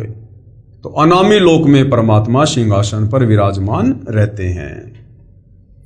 परमात्मा ने ऊपर के 4 लोक अजर अमर रचे हैं, यानी सतलोक से लेकर अनामी लोक है वो अजरो अमर है, वो कभी विनाश में नहीं आता और ना उन लोकों में रहने वाली आत्माएं कभी मरती हैं। नंबर 1 है अनामी लोक जो सबसे ऊपर है, नंबर 2 है अगम लोक, नंबर 3 है अलख लोक और चौथा है सतलोक। हम पृथ्वी लोक पर हैं, यानी हम काल के 21 ब्रह्मांड की इस पृथ्वी पर हैं। यहां से ऊपर के लोकों की गिनती करेंगे तो एक सतलोक है, दूसरा अलख लोक है, तीसरा अगम लोक, चौथा अनामी लोक गिना जाता है। वो चौथे धाम में बैठकर यानी अनामी लोक में बैठकर परमात्मा ने सर्व ब्रह्मांड व लोकों की रचना की थी सर्वप्रथम। शेष रचना सतलोक में बैठकर की थी। आर्य समाज के अनुवादकों ने तुरिया परमात्मा अर्थात चौथे परमात्मा का वर्णन किया है। ये चौथा धाम है, यानी अनामी लोक के विषय में चर्चा है। उसमें मूल पाठ मंत्र 19 का भावार्थ है कि तत्वदर्शी संत चौथे धाम तथा चौथे परमात्मा का भिन्न भिन्न वर्णन करता है, जो सतगुरु रामपाल जी ने सृष्टि रचना के माध्यम से किया है। पाठक जन कृपया पढ़ें सृष्टि रचना इसी पुस्तक के पेज नंबर 389 पर, जिससे आप जी को ज्ञान होगा कि लेखक यानी सतगुरु रामपाल जी ही वह तत्वदर्शी संत है जो तत्व ज्ञान से परिचित है, परिपूर्ण है। आगे देखिए भाई और बहनों, ये ऋग्वेद मंडल 9 सूक्त 96 मंत्र 20 है। इसका यथार्थ अनुवाद सतगुरु रामपाल जी कर रहे हैं। विवेचन, ऋग्वेद मंडल 9 सूक्त 96 मंत्र 20 का यथार्थ ज्ञान जानते हैं। इस मंत्र का अनुवाद महर्षि दयानंद के चेलों द्वारा किया गया है। इनका दृष्टिकोण यह रहा है कि परमात्मा निराकार है, क्योंकि तत्व ज्ञान के अभाव में, सृष्टि रचना के अभाव में इन्होंने परमात्मा को निराकार मान रखा है कि परमात्मा दिखाई नहीं देता, जबकि वेद गवाही दे रहे हैं परमात्मा साकार है। क्योंकि महर्षि दयानंद जी ने यह बात दृढ़ की है कि परमात्मा निराकार है अपने सत्यार्थ प्रकाश में। इसलिए अनुवादक ने सीधे मंत्र का अनुवाद घुमा फिरा कर दिया। अब महर्षि दयानंद जी ने क्या किया भाई और बहनों, वेद पढ़े बाद में और जल्दबाजी में उन्होंने महिमा के चक्कर में सत्यार्थ प्रकाश लिखकर समाज में बंटवा दी। और सत्यार्थ प्रकाश में लिख दिया कि परमात्मा पाप नाश नहीं कर सकता, परमात्मा दिखाई नहीं देता, परमात्मा निराकार है। और उसके बाद जब उन्होंने वेदों को पढ़ा तो वेद तो कह रहे हैं कि परमात्मा दिखाई देता है, परमात्मा साकार है, संत रूप में धरती पर चल के आता है, और चारों युगों में परमात्मा एक एक लीला शिशु रूप में धरती पर प्रकट होकर अपने ज्ञान प्रचार की करता है। परमात्मा घोर से घोर पापों का नाश करता है, राजा के समान वो दर्शनीय है। तीसरे धाम सतलोक में, रित धाम में वो सिंहासन पर बैठा है। तो बाद में दयानंद सरस्वती जी का सर घूम गया। अब उन्होंने सोचा मैं क्या करूं, अब वेदों में तो परमात्मा साकार लिखा है, नर रूप है, राजा के समान है, और मैंने पुस्तक में लिखकर समाज को बता दिया कि परमात्मा निराकार है। तो महर्षि दयानंद जी ने अपनी बेइज्जती से बचने के लिए भगत समाज को गुमराह कर दिया और अपने उस सत्यार्थ प्रकाश वाले अज्ञान को ऊपर रखने के दृष्टिकोण से इन वेद मंत्रों में हेरा फेरी कर दी, अर्थों का अनर्थ कर दिया, परमात्मा का नाम तक नहीं लिखा, और यहां भी घुमा फिरा के परमात्मा को निराकार साबित करने की कुछ चेष्टा की है। लेकिन भाई और बहनों, परमात्मा कहते हैं चोर चुरावे तू मड़ी, वो गाड्डे पानी मां, वह गाड्डे वह ऊपर आवे सच्चाई छानी ना। तो आज ये सच्चाई परम पूज्य सतगुरु रामपाल जी के प्रयासों से ऊपर आ चुकी है। जैसे मूल पाठ में लिखा है, मरियन शुभ्र है तनवा मरजान है, अत्ते है न शतवह सनहे धनानाम, वर्षे वह यूथा परी कोशम अर्शन है, कनी करदत है चमवो आविवेश। अनुवाद किया है, जैसे मनुष्य सुंदर वस्त्र धारण करता है, ऐसे परमात्मा मनुष्य के समान सुंदर शरीर धारण करके अत्यंत गति से चलता हुआ भक्ति धन के धनियों अर्थात पुण्य आत्माओं को प्राप्ति के लिए आता है। जैसे एक समुदाय को उसका सेनापति प्राप्त होता है, ऐसे वह परमात्मा संत व ऋषि रूप में प्रकट होता है, तो उसके बहुत संख्या में अनुयायी बन जाते हैं, और परमात्मा उनका गुरु रूप में मुखिया होता है। वह परमात्मा प्रथम ब्रह्मांड में प्राप्त होकर अर्थात आकर ऊंचे स्वर में सत्य ज्ञान उच्चारण करता हुआ पृथ्वी खंड में प्रविष्ट होता है। भावार्थ, जैसे पूर्व में वेद मंत्र में कहा है कि परमात्मा ऊपर के लोक में रहता है, वहां से गति करके अपने रूप को अर्थात शरीर के तेज को सरल करके पृथ्वी पर आता है। इस ऋग्वेद मंडल 9 सूक्त 86 मंत्र 20 में उसी की पुष्टि की है। कहा है कि जैसे मनुष्य वस्त्र धारण करता है, ऐसे अन्य शरीर धारण करके परमात्मा मानव रूप में पृथ्वी पर आता है। और धनानाम का अर्थ है दृढ़ भक्तों, अच्छी पुण्यात्माओं को प्राप्त होता है, उनको वाणी उच्चारण करके तत्व ज्ञान सुनाता है। विवेचन, ये ऋग्वेद मंडल 9 सूक्त 96 मंत्र 16 से 20 की फोटोकॉपियां हैं, जिनका हिंदी अनुवाद महर्षि दयानंद सरस्वती आर्य समाज प्रवर्तक के दिशा निर्देश से उनके आर्य समाजी चेलों ने किया है। ये अनुवाद कुछ कुछ ठीक है परंतु ज्यादातर गलत है। पहले अधिक ठीक या कुछ कुछ गलत था, जो मेरे द्वारा शुद्ध करके विवेचन में लिख दिया गया है। अब अधिक गलत को शुद्ध करके लिखता हूं। अब जो इन्होंने घास काट रखी है पूरी तरह से, अब सतगुरु रामपाल जी उसको शुद्ध करके लिख रहे हैं। ऋग्वेद मंडल 9 सूक्त 96 मंत्र 16 में कहा है कि हे परमात्मा, आपका जो गुप्त वास्तविक श्रेष्ठ नाम है उसका ज्ञान कराओ। प्रिय पाठकों, जैसे भारत के राजा को प्रधानमंत्री कहते हैं, ये उनकी पदवी का प्रतीक है। उनका वास्तविक नाम कोई अन्य ही होता है। जैसे पहले प्रधानमंत्री जी श्री पंडित जवाहरलाल नेहरू जी थे, जवाहरलाल उनका वास्तविक नाम है। इस मंत्र 16 में कहा कि हे परमात्मा, आपका जो वास्तविक नाम है, क्योंकि इस परमेश्वर की पदवी के तो लाखों करोड़ों नाम है। सत्य पुरुष कह दो, अजरो अमर परमात्मा कह दो, शब्द स्वरूपी राम कह दो, अकाल मूर्त कह दो, अमित ओजा कह दो, लेकिन उनका वास्तविक नाम क्या है, उस नाम का हमें ज्ञान करवाइए। वह उपासना करने का शवचलित शस्त्र के समान अज्ञान रूपी गंध को नाश करके पाप नाशक है। आप अपने उस सत्य मंत्र का हमें ज्ञान करवाइए। हे अमर परमेश्वर, आपका वह मंत्र श्वासों द्वारा नाक आदि इंद्रियों से श्वास से जपने से विद्युत जैसी गति से अर्थात शीघ्रता से भक्ति धन से परिपूर्ण करके ऐश्वर्य को तथा मोक्ष को प्राप्त करवाइए। प्रिय पाठकों से निवेदन है कि इस ऋग्वेद मंडल 9 सूक्त 96 मंत्र 16 के अनुवाद में बहुत सी गलतियां थी जो शुद्ध कर दी गई हैं। प्रमाण के लिए मूल पाठ में अभिवाजम शब्द है, इसका अनुवाद नहीं किया गया है। इसके स्थान पर अभिगमे शब्द का अर्थ जोड़ा है जो मूल पाठ में नहीं है। ऋग्वेद मंडल 9 सूक्त 96 मंत्र 17 के अनुवाद में भी बहुत गलतियां हैं जो आर्य समाजियों द्वारा अनुवादित है। अब शुद्ध करके लिखता हूं। जैसा कि पूर्वोक्त ऋग्वेद मंडल 9 सूक्त 86 मंत्र 82 के मंत्रों में प्रमाण है कि परमात्मा अपने शाश्वत स्थान से जो धूल लोक के तीसरे स्थान पर विराजमान है वहां से चलकर पृथ्वी पर जानबूझकर किसी खास मकसद से प्रकट होता है। परमात्मा सर्व ब्रह्मांडों में बसे प्राणियों की परवरिश 3 स्थिति में करते हैं। पहली स्थिति है परमात्मा ऊपर सतलोक अर्थात अविनाशी धाम में सिंहासन यानी तख्त पर बैठकर सर्व ब्रह्मांडों का संचालन करते हैं। दूसरा नंबर, जब चाहे साधु संत के रूप में अपने शरीर का तेज सरल करके अच्छी आत्माओं को मिलते हैं। प्रत्येक युग में किसी जलाशय में खिले कमल के फूल पर नवजात शिशु का रूप बनाकर प्रकट होते हैं। यह तीसरी स्थिति है। और फिर वहां से क्या होता है, निसंतान दंपत्ति अपने घर ले जाते हैं। बचपन से ही वह परमात्मा अपना वास्तविक भक्ति ज्ञान जिसे तत्व ज्ञान भी कहते हैं चौपाइयों, दोहों, शाखियों व कविताओं के रूप में सुनाते हैं। जैसे 650 साल पहले आदरणीय रामदेवानंद जी को परमात्मा मात्र 5 वर्ष की लीला में उम्र से ही उनके गुरु बनकर ज्ञान समझाने लग गए थे। जैसे सन 1398 विक्रमी संवत 1455 में परमात्मा अपने निज स्थान से चलकर भारतवर्ष के काशी शहर के बाहर लहरतारा नामक जलाशय में कमल के फूल पर शिशु रूप धारण करके प्रकट हुए थे। वहां से न्यूरू नीमा जुलाहा दंपत्ति अपने घर ले गए थे। धीरे धीरे परमात्मा बड़े हुए, कबीर वाणी बोलकर ज्ञान सुनाया था।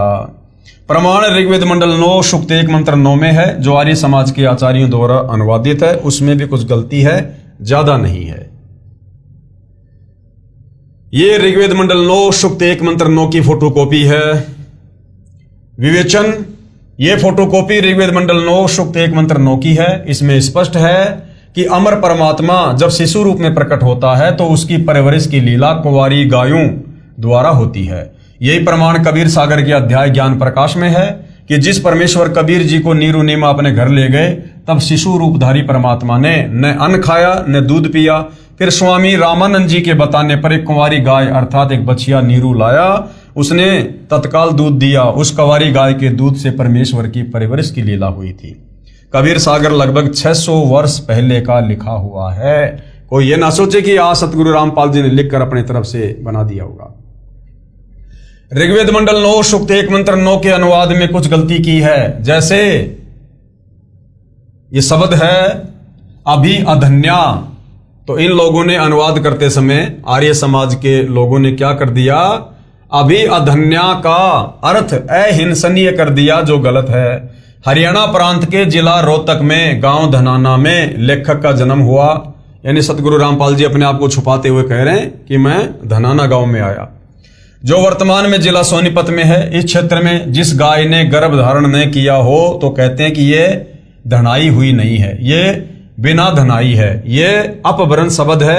एक गाय के लिए अधीन शब्द है, बहुवचन के लिए अधन्या शब्द है। अधन्या का अर्थ है बिना धनाई गौवें तथा अभी अधन्या का अर्थ है पूर्ण रूप से बिना धनाई अर्थात कंवारी गायें अर्थात बछियां।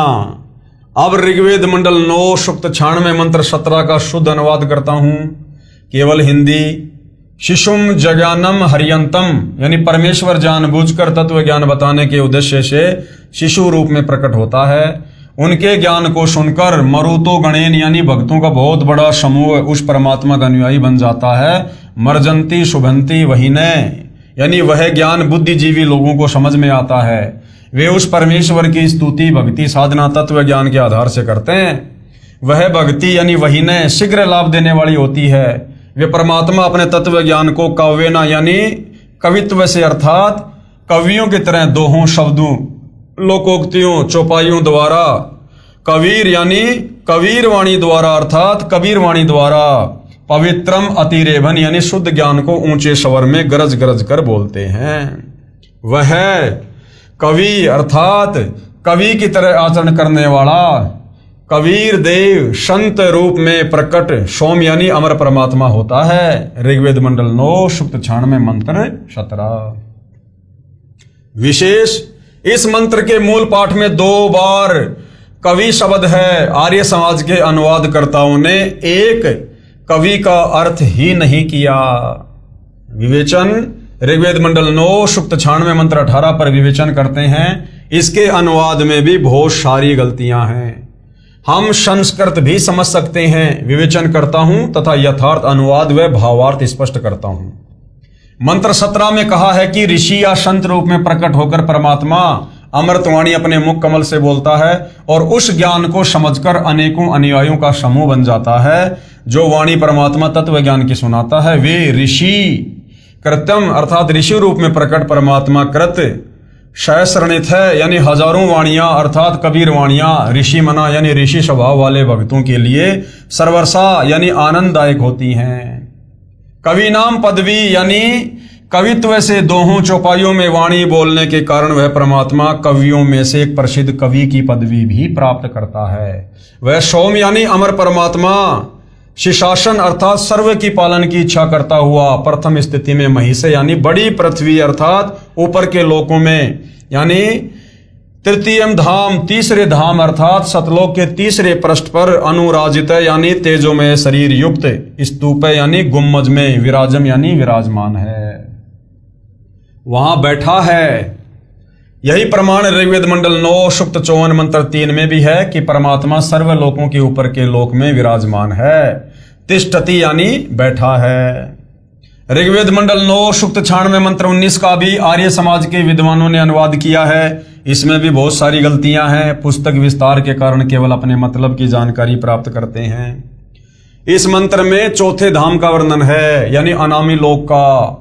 आप जिस सृष्टि रचना में पढ़ेंगे उसमें पूर्ण जानकारी होगी। पढ़ें इसी पुस्तक के पेज नंबर 389 पर जो हम आगे पढ़ेंगे। परमात्मा ने ऊपर के 4 लोक अजर अमर रचे हैं। अनामी लोक जो सबसे ऊपर है, अगम लोक तीसरे नंबर का, अलख लोक चौथे नंबर का, शतलोक। हम पृथ्वी लोक पर हैं। यहां से ऊपर के लोकों की गिनती करेंगे तो शतलोक, अलख लोक, अगम लोक तथा चौथा अनामी लोक। उस चौथे धाम में बैठकर अनामी लोक में बैठकर सबसे पहले परमात्मा ने पहले तो नीचे के 3 लोक रचे, फिर शतलोक में रचना की। परमात्मा ने सर्व ब्रह्मांडों व लोकों की रचना की। शेष रचना शतलोक में बैठकर की थी। आर्य समाज के अनुवादकों ने तुरिया परमात्मा अर्थात चौथे परमात्मा का वर्णन किया है। यह चौथा धाम है। इसमें मूल पाठ मंत्र 19 का भावार्थ है कि तत्वदर्शी संत चौथे धाम तथा चौथे परमात्मा का भिन्न भिन्न वर्णन करता है। पाठक जन कृपया पढ़ें सृष्टि रचना इसी पुस्तक के पेज नंबर 389 पर, जिससे आप जी को ज्ञान होगा कि लेखक यानी सतगुरु रामपाल जी ही वह तत्वदर्शी संत है जो तत्व ज्ञान से परिचित है। इनके अलावा संसार में और किसी को तत्व ज्ञान नहीं है। विवेचन ऋग्वेद मंडल 9 सूक्त 96 मंत्र 20 का यथार्थ अनुवाद जानते हैं। इस मंत्र का अनुवाद महर्षि दयानंद के चेलों द्वारा किया गया है। इनका दृष्टिकोण यह रहा है कि परमात्मा निराकार है, क्योंकि महर्षि दयानंद जी ने यह बात दृढ़ की है कि परमात्मा निराकार है। इसलिए अनुवादकों ने सीधे मंत्र का अनुवाद घुमा फिरा कर किया है, जैसे मंत्र 20 के मूल पाठ में लिखा है। यह अनुवाद आप जियों के सामने है। अनुवाद है, मनुष्य जैसे सुंदर वस्त्र धारण करता है ऐसे ही परमात्मा सुंदर शरीर धारण करके अत्यंत गति से चलता हुआ भक्ति धन के धनियों अर्थात पुण्यात्माओं को प्राप्ति के लिए आता है। जैसे एक समुदाय को उसका सेनापति प्राप्त होता है, ऐसे वह परमात्मा संत व ऋषि रूप में प्रकट होता है तो उसके बहुत संख्या में अनुयायी बन जाते हैं और परमात्मा उनका गुरु रूप में मुखिया होता है। वह परमात्मा प्रथम ब्रह्मांड में प्राप्त होकर अर्थात आकर ऊंचे स्वर में सत्य ज्ञान उच्चारण करता हुआ पृथ्वी खंड में प्रविष्ट होता है। जैसे पूर्व में वेद मंत्रों में कहा है कि परमात्मा ऊपर के लोक में रहता है, वहां से गति करके पृथ्वी पर आता है।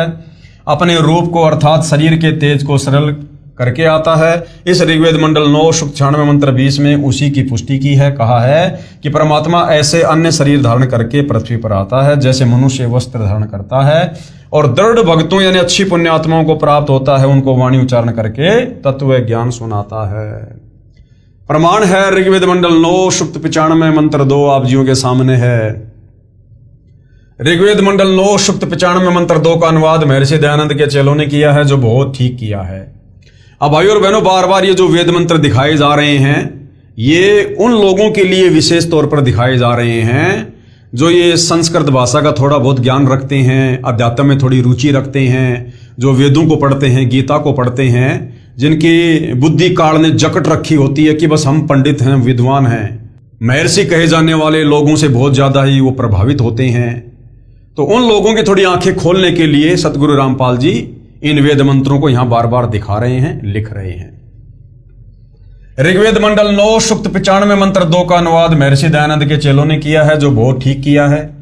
इसका भावार्थ है कि पूर्वोक्त परमात्मा अर्थात जिस परमात्मा के विषय में पहले वाले मंत्रों में ऊपर कहा गया है, वह अपना शरीर धारण करके यानी आकार में आकर शरीर धारण करके शत भक्ति का मार्ग अर्थात यथार्थ आध्यात्मिक ज्ञान अपनी अमृतमयी वाक अर्थात वाणी द्वारा मुक्ति मार्ग की प्रेरणा करता है। यानी सतलोक से चलकर अपने रूप को सरल करके परमात्मा यहां पर तत्व ज्ञान देता है। वह मंत्र ऐसा है जैसे नाविक नौका में बैठा कर पार कर देता है, ऐसे ही परमात्मा शत भक्ति मार्ग रूपी नौका के द्वारा साधक यानी भगत को संसार रूपी दरिया से पार करता है। वह देवानाम देवम अर्थात सब देवों का देव अर्थात सब प्रभुओं का प्रभु परमेश्वर वाणी रूपी ज्ञान यज्ञ के लिए गुप्त नामों का आविष्कार करता है। अर्थात जैसे गीता अध्याय 17 श्लोक 23 में ओम तत् सत में तत् तथा सत ये गुप्त मंत्र हैं, जो उसी परमेश्वर ने मुझे यानी संत रामपाल जी कह रहे हैं कि मुझे बताए हैं, उनसे ही पूर्ण मोक्ष संभव है। तो भाई और बहनों, आज वर्तमान में उन गुप्त मंत्रों को खोलकर किसने बताया? गीता अध्याय 17 श्लोक 23 में जो ओम तत् सत है, ओम तो सीधा सीधा काल का है, तत् और सत ये गुप्त हैं। तो वेदों में लिखा कि वो परमात्मा संत रूप में धरती पर प्रकट होकर उन गुप्त नामों का आविष्कार करता है। तो ये ओम तत्सत का भेद आज वर्तमान में किसने दिया? सतगुरु रामपाल जी ने। किसने आविष्कार किया? सतगुरु रामपाल जी ने। तो कौन हुए पूर्ण परमात्मा? सतगुरु रामपाल जी। सूक्ष्म वेद में परमेश्वर ने कहा है, सोहम शब्द हम जग में लाए, सार शब्द हम गुप्त छुपाए। तो आज उस सार शब्द का खुलासा किसने किया? सतगुरु रामपाल जी ने। भावार्थ, परमेश्वर ने स्वयं सोहम शब्द भक्ति के लिए बताया है। यह 100 मंत्र किसी भी प्राचीन ग्रंथ यानी वेद, गीता, कुरान, पुराण तथा बाइबल में नहीं है। यानी 650 साल पहले जब कबीर परमात्मा आए, उससे पहले के किसी भी ग्रंथ में यह सोहम मंत्र आपको देखने को नहीं मिलेगा। 650 साल पहले आकर परमात्मा जी ने सोहम शब्द दिया था दीक्षा में। उससे पहले के किसी भी ग्रंथ में, महापुरुषों की वाणियों में आपको सोम शब्द नहीं मिलेगा। परमेश्वर ने स्वयं सोम शब्द भक्ति के लिए बताया है। यह सोम मंत्र किसी भी प्राचीन ग्रंथ वेद, गीता, कुरान, पुराण तथा बाइबल में नहीं है। फिर सूक्ष्म वेद में कहा है कि सोहम ऊपर और है, सत सुकृत एक नाम, और सब हंसों का जहां वास है, बस्ती है बिन ठाम।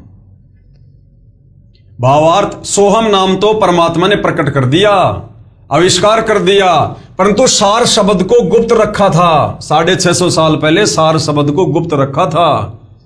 तो वो सार शब्द फिर कौन बताएगा? जब सोहम शब्द परमात्मा बता सकता है, तो सार शब्द कौन बताएगा? तो आज वो सार शब्द कौन बता रहा है? सतगुरु रामपाल जी। तो कौन हुए सतगुरु रामपाल जी? स्वयं परम अक्षर ब्रह्म कबीर भगवान। अब मुझे यानी लेखक को सतगुरु रामपाल जी को बताया है, जो साधकों को दीक्षा के समय बताया जाता है। इसका गीता अध्याय 17 श्लोक 23 में कहे ओम तत्सत से संबंध है। प्रमाण ऋग्वेद मंडल 9 सूक्त 94 मंत्र 1, ये मंत्र आप जियों के सामने है। विवेचन, ऋग्वेद मंडल 9 सूक्त 94 मंत्र 1 का अनुवाद भी आर्य समाज के विद्वानों द्वारा किया गया है। पुस्तक विस्तार को ध्यान में रखते हुए उन्हीं के अनुवाद से अपना मत सिद्ध करते हैं। जैसे पूर्व में लिखे वेद मंत्रों में बताया गया है कि परमात्मा अपने मुख कमल से वाणी उच्चारण करके तत्व ज्ञान बोलता है। लोकोक्तियों के माध्यम से आज सतगुरु रामपाल जी अपने मुख कमल से ही तो बोल रहे हैं। वेदों में यही तो लिखा है। कवित्व से दोहों, शब्दों, साखियों, चौपाइयों के द्वारा वाणी बोलने से प्रसिद्ध कवियों में से भी एक कवि की उपाधि प्राप्त करता है। उसका नाम कबीर देव अर्थात कबीर साहिब है। इस ऋग्वेद मंडल 9 सूक्त 94 मंत्र 1 में भी यह स्पष्ट है कि जो सर्वशक्तिमान परमेश्वर है वह कवियन वर्जम नय अर्थात कवियों की तरह आचरण करता हुआ पृथ्वी पर विचरण करता है।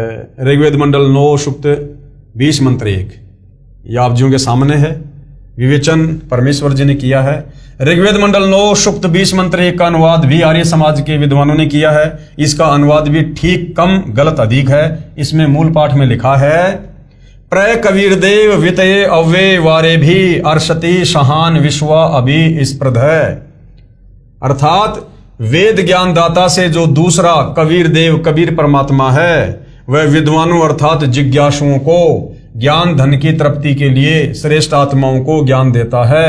वह अविनाशी है, रक्षक है, सहनशील, तत्व ज्ञानहीन सर्व दुष्टों को अध्यात्म ज्ञान की कृपया स्पर्धा अर्थात ज्ञान गोष्ठी रूपी वाक युद्ध में पूर्ण रूप से तिरस्कृत करता है, उनको फिट्टे मुंह कर देता है। यानी ज्ञान चर्चा में कोई उसके सामने टिक नहीं पाता है, सबको फिट्टे मुंह कर देता परमात्मा जब तत्वदर्शी संत के रूप में आता है। विशेष इस मंत्र के अनुवाद में आप फोटोकॉपी में देखेंगे तो पता चलेगा कि कई शब्दों के अर्थ आर्य विद्वानों ने छोड़ रखे हैं। जैसे ये जो ये प्र शब्द है वारिभी शब्द है, जिस कारण से वेदों का यथार्थ भाव सामने नहीं आ सका। मेरे अनुवाद से स्पष्ट है कि वह परमात्मा अच्छी आत्माओं यानी दृढ़ भक्तों को ज्ञान देता है। उसका नाम भी लिखा है कबीर देव, हम कबीर परमेश्वर जी कह देते हैं। प्रमाण ऋग्वेद मंडल 9 सूक्त 54 मंत्र 3 है, आप जियों के सामने है। विवेचन है ऋग्वेद मंडल 9 सूक्त 54 मंत्र 3 की फोटोकॉपी में आप देखिए। इसका अनुवाद आर्य समाज के विद्वानों ने किया है। उनके अनुवाद में भी स्पष्ट है कि वह परमात्मा संपूर्ण ब्रह्मांडों के ऊपर अर्थात विराजमान है, ऊपर बैठा है यानी सतलोक में विराजमान है। इसका यथार्थ अनुवाद इस प्रकार है, यह अमर परमेश्वर सूर्य के समान सर्व को पवित्र करता हुआ सर्व ब्रह्मांडों के ऊर्ध्व यानी ऊपर बैठा है। भावार्थ है जैसे सूर्य ऊपर को है और अपना प्रकाश तथा उष्णता से सर्व को लाभ दे रहा है, इसी प्रकार ये अमर परमेश्वर जिसका ऊपर के मंत्रों में वर्णन किया है सर्व ब्रह्मांडों के ऊपर बैठकर अपने निराकार शक्ति से सर्व प्राणियों को लाभ दे रहा है तथा सर्व ब्रह्मांडों का संचालन भी कर रहा है। तर्क दिया है यहाँ पर महर्षि दयानंद का अर्थात आर्य समाजियों का मत है कि परमात्मा किसी एक स्थान पर किसी लोक विशेष में नहीं रहता। प्रमाण सत्यार्थ प्रकाश समोल्लास यानी चैप्टर नंबर 7 पेज नंबर 148 पर आर्य साहित्य प्रचार ट्रस्ट 427 गली मंदिर वाली नया बांस दिल्ली 78वां संस्करण। इसमें क्या लिखा है? किसी ने प्रश्न किया ईश्वर व्यापक है व किसी देश विशेष में रहता है? उत्तर दिया महर्षि दयानंद जी ने व्यापक है क्योंकि जो एक देश में रहता तो सर्व अंतर्यामी सर्वज्ञ सर्वनियंता सबका सृष्टा सबका धर्ता और प्रलय करता नहीं हो सकता। यानी अगर परमात्मा एक जगह बैठेगा तो वो सारी सृष्टि को नहीं चला सकता। अप्रपात देश में कर्ता की क्रिया का होना असंभव है। सत्यार्थ प्रकाश का लेख समाप्त। और वेद क्या कह रहे हैं? महर्षि दयानंद जी नहीं मानते थे कि परमात्मा किसी देश अर्थात स्थान विशेष पर रहता है। महर्षि दयानंद जी वेद ज्ञान को सत्य ज्ञान मानते थे और वेदों में लिखा है परमात्मा एक देश में रहता है, सतलोक में रहता है, वहां से गति करके आता है। आप जिन्हें अनेकों वेद मंत्रों में अपनी आंखों पढ़ा कि परमेश्वर ऊपर एक स्थान पर रहता है, वहां से गति करके यहां भी प्रकट होता है। महर्षि दयानंद तथा आर्य समाजी परमात्मा को निराकार मानते हैं। इसका प्रमाण कहां है? सत्यार्थ प्रकाश के समोल्लास नंबर 9 पेज नंबर 176, समोल्लास 7 पेज 149, समोल्लास 11 पेज 251 पर कहा है कि परमात्मा निराकार है यानी दिखाई नहीं देता। प्रिय पाठकों ने अनेकों वेद मंत्रों में पढ़ा कि परमात्मा साकार है, वह मनुष्य जैसा है, ऊपर के लोक में रहता है, वहां से गति करके चलकर आता है, पृथ्वी पर प्रकट होता है। अच्छी आत्माओं को जो दृढ़ भगत होते हैं उनको मिलता है, उनको तत्व ज्ञान अपने मुख कमल से बोलकर सुनाता है, कवियों की तरह आचरण करता है, पृथ्वी पर विचरण करके परमात्मा अपना अध्यात्म ज्ञान ऊंचे स्वर में उच्चारण करके सुनाता है। गीता अध्याय 4 श्लोक 32 में भी यही कहा है। प्रिय पाठकों, आप स्वयं निर्णय करें कि किसको कितना आध्यात्मिक ज्ञान था। महर्षि दयानंद जी को आध्यात्मिक ज्ञान था या वास्तव में सतगुरु रामपाल जी को आध्यात्मिक ज्ञान है। विशेष आश्चर्य यह है कि वेद मंत्रों का अनुवाद भी महर्षि दयानंद जी तथा उनके चेलों आर्य समाजियों ने किया हुआ है, जिसमें उनके मत का विरोध है। यानी सत्यार्थ प्रकाश में तो लिखा है कि परमात्मा निराकार है, पाप नाश नहीं करता, किसी एक देश में नहीं रहता, ये एक लोक में नहीं रहता। और वेद कह रहे हैं परमात्मा साकार है, नराकार है, वहां से चल के आता है, घोर से घोर पापों का नाश करता है। और धूलोक के तीसरे पृष्ठ यानी सतलोक के तीसरे पोर्शन में राजा की तरह सिंहासन पर विराजमान है। निवेदन कर रहे हैं सतगुरु रामपाल जी, वेद मंत्रों की फोटोकॉपियां लगाने का उद्देश्य यह है कि यदि मैं यानी लेखक सतगुरु रामपाल जी अनुवाद करके पुस्तक में लगाता तो अन्य व्यक्ति ये कह देते कि संत रामपाल जी को संस्कृत भाषा का ज्ञान नहीं है, इसलिए इनके अनुवाद पर विश्वास नहीं किया जा सकता। अब यह शंका उत्पन्न ही नहीं हो सकती, अब तो यह दृढ़ता आएगी कि संत रामपाल जी ने तो वेद मंत्रों का अनुवाद किया है, वह यथार्थ है। यथार्थ कबीर प्राकाट्य प्रकरण यानी वो सच्चाई जो कबीर परमात्मा 650 साल पहले बनारस के काशी में लहतारा तालाब पर कमल के विकसित फूल पर शिशु रूप में प्रकट हुए थे। कबीर साहिब चारों युगों में आते हैं। अब सत्यनारायण कथा, अमर कथा, कबीर परमेश्वर जी की महिमा का वर्णन है आगे कि कबीर परमात्मा चारों युगों में प्रकट होते हैं, पृथ्वी पर सतलोक से चलकर आते हैं, सहशरीर शिशु रूप में प्रकट होते हैं, तत्व ज्ञान का कबीर वाणियों द्वारा गरज गरज कर उच्चारण करके प्रचार करते हैं। तो भाइयों और बहनों, सतगुरु रामपाल जी ने जनता की अदालत में, जनता के सामने सर्व धर्मशास्त्रों को जिनको वो प्रमाणित मानते हैं दिखा दिखा कर क्लियर कर दिया कि परमात्मा का नाम कबीर है, वो सहशरीर है, सतलोक में रहता है, अच्छी आत्माओं को धरती पर आकर मिलता है, उनको तत्व ज्ञान देता है, घोर से घोर पापों का नाश करता है। और उसी परमात्मा की महिमा चारों वेद गा रहे हैं, गीता जी गा रही हैं, और उसी परमात्मा की सत भक्ति यानी शास्त्र अनुकूल साधना करने से ही हमें मोक्ष मिलेगा। और वो शास्त्र अनुकूल साधना वो परमात्मा खुद गीता अध्याय 4 श्लोक 34 के अनुसार तत्वदर्शी संत के रूप में धरती पर प्रकट होकर स्वयं ही देता है। तो क्लियर हो गया कि वो कबीर भगवान आज धरती पर सतगुरु रामपाल जी हैं।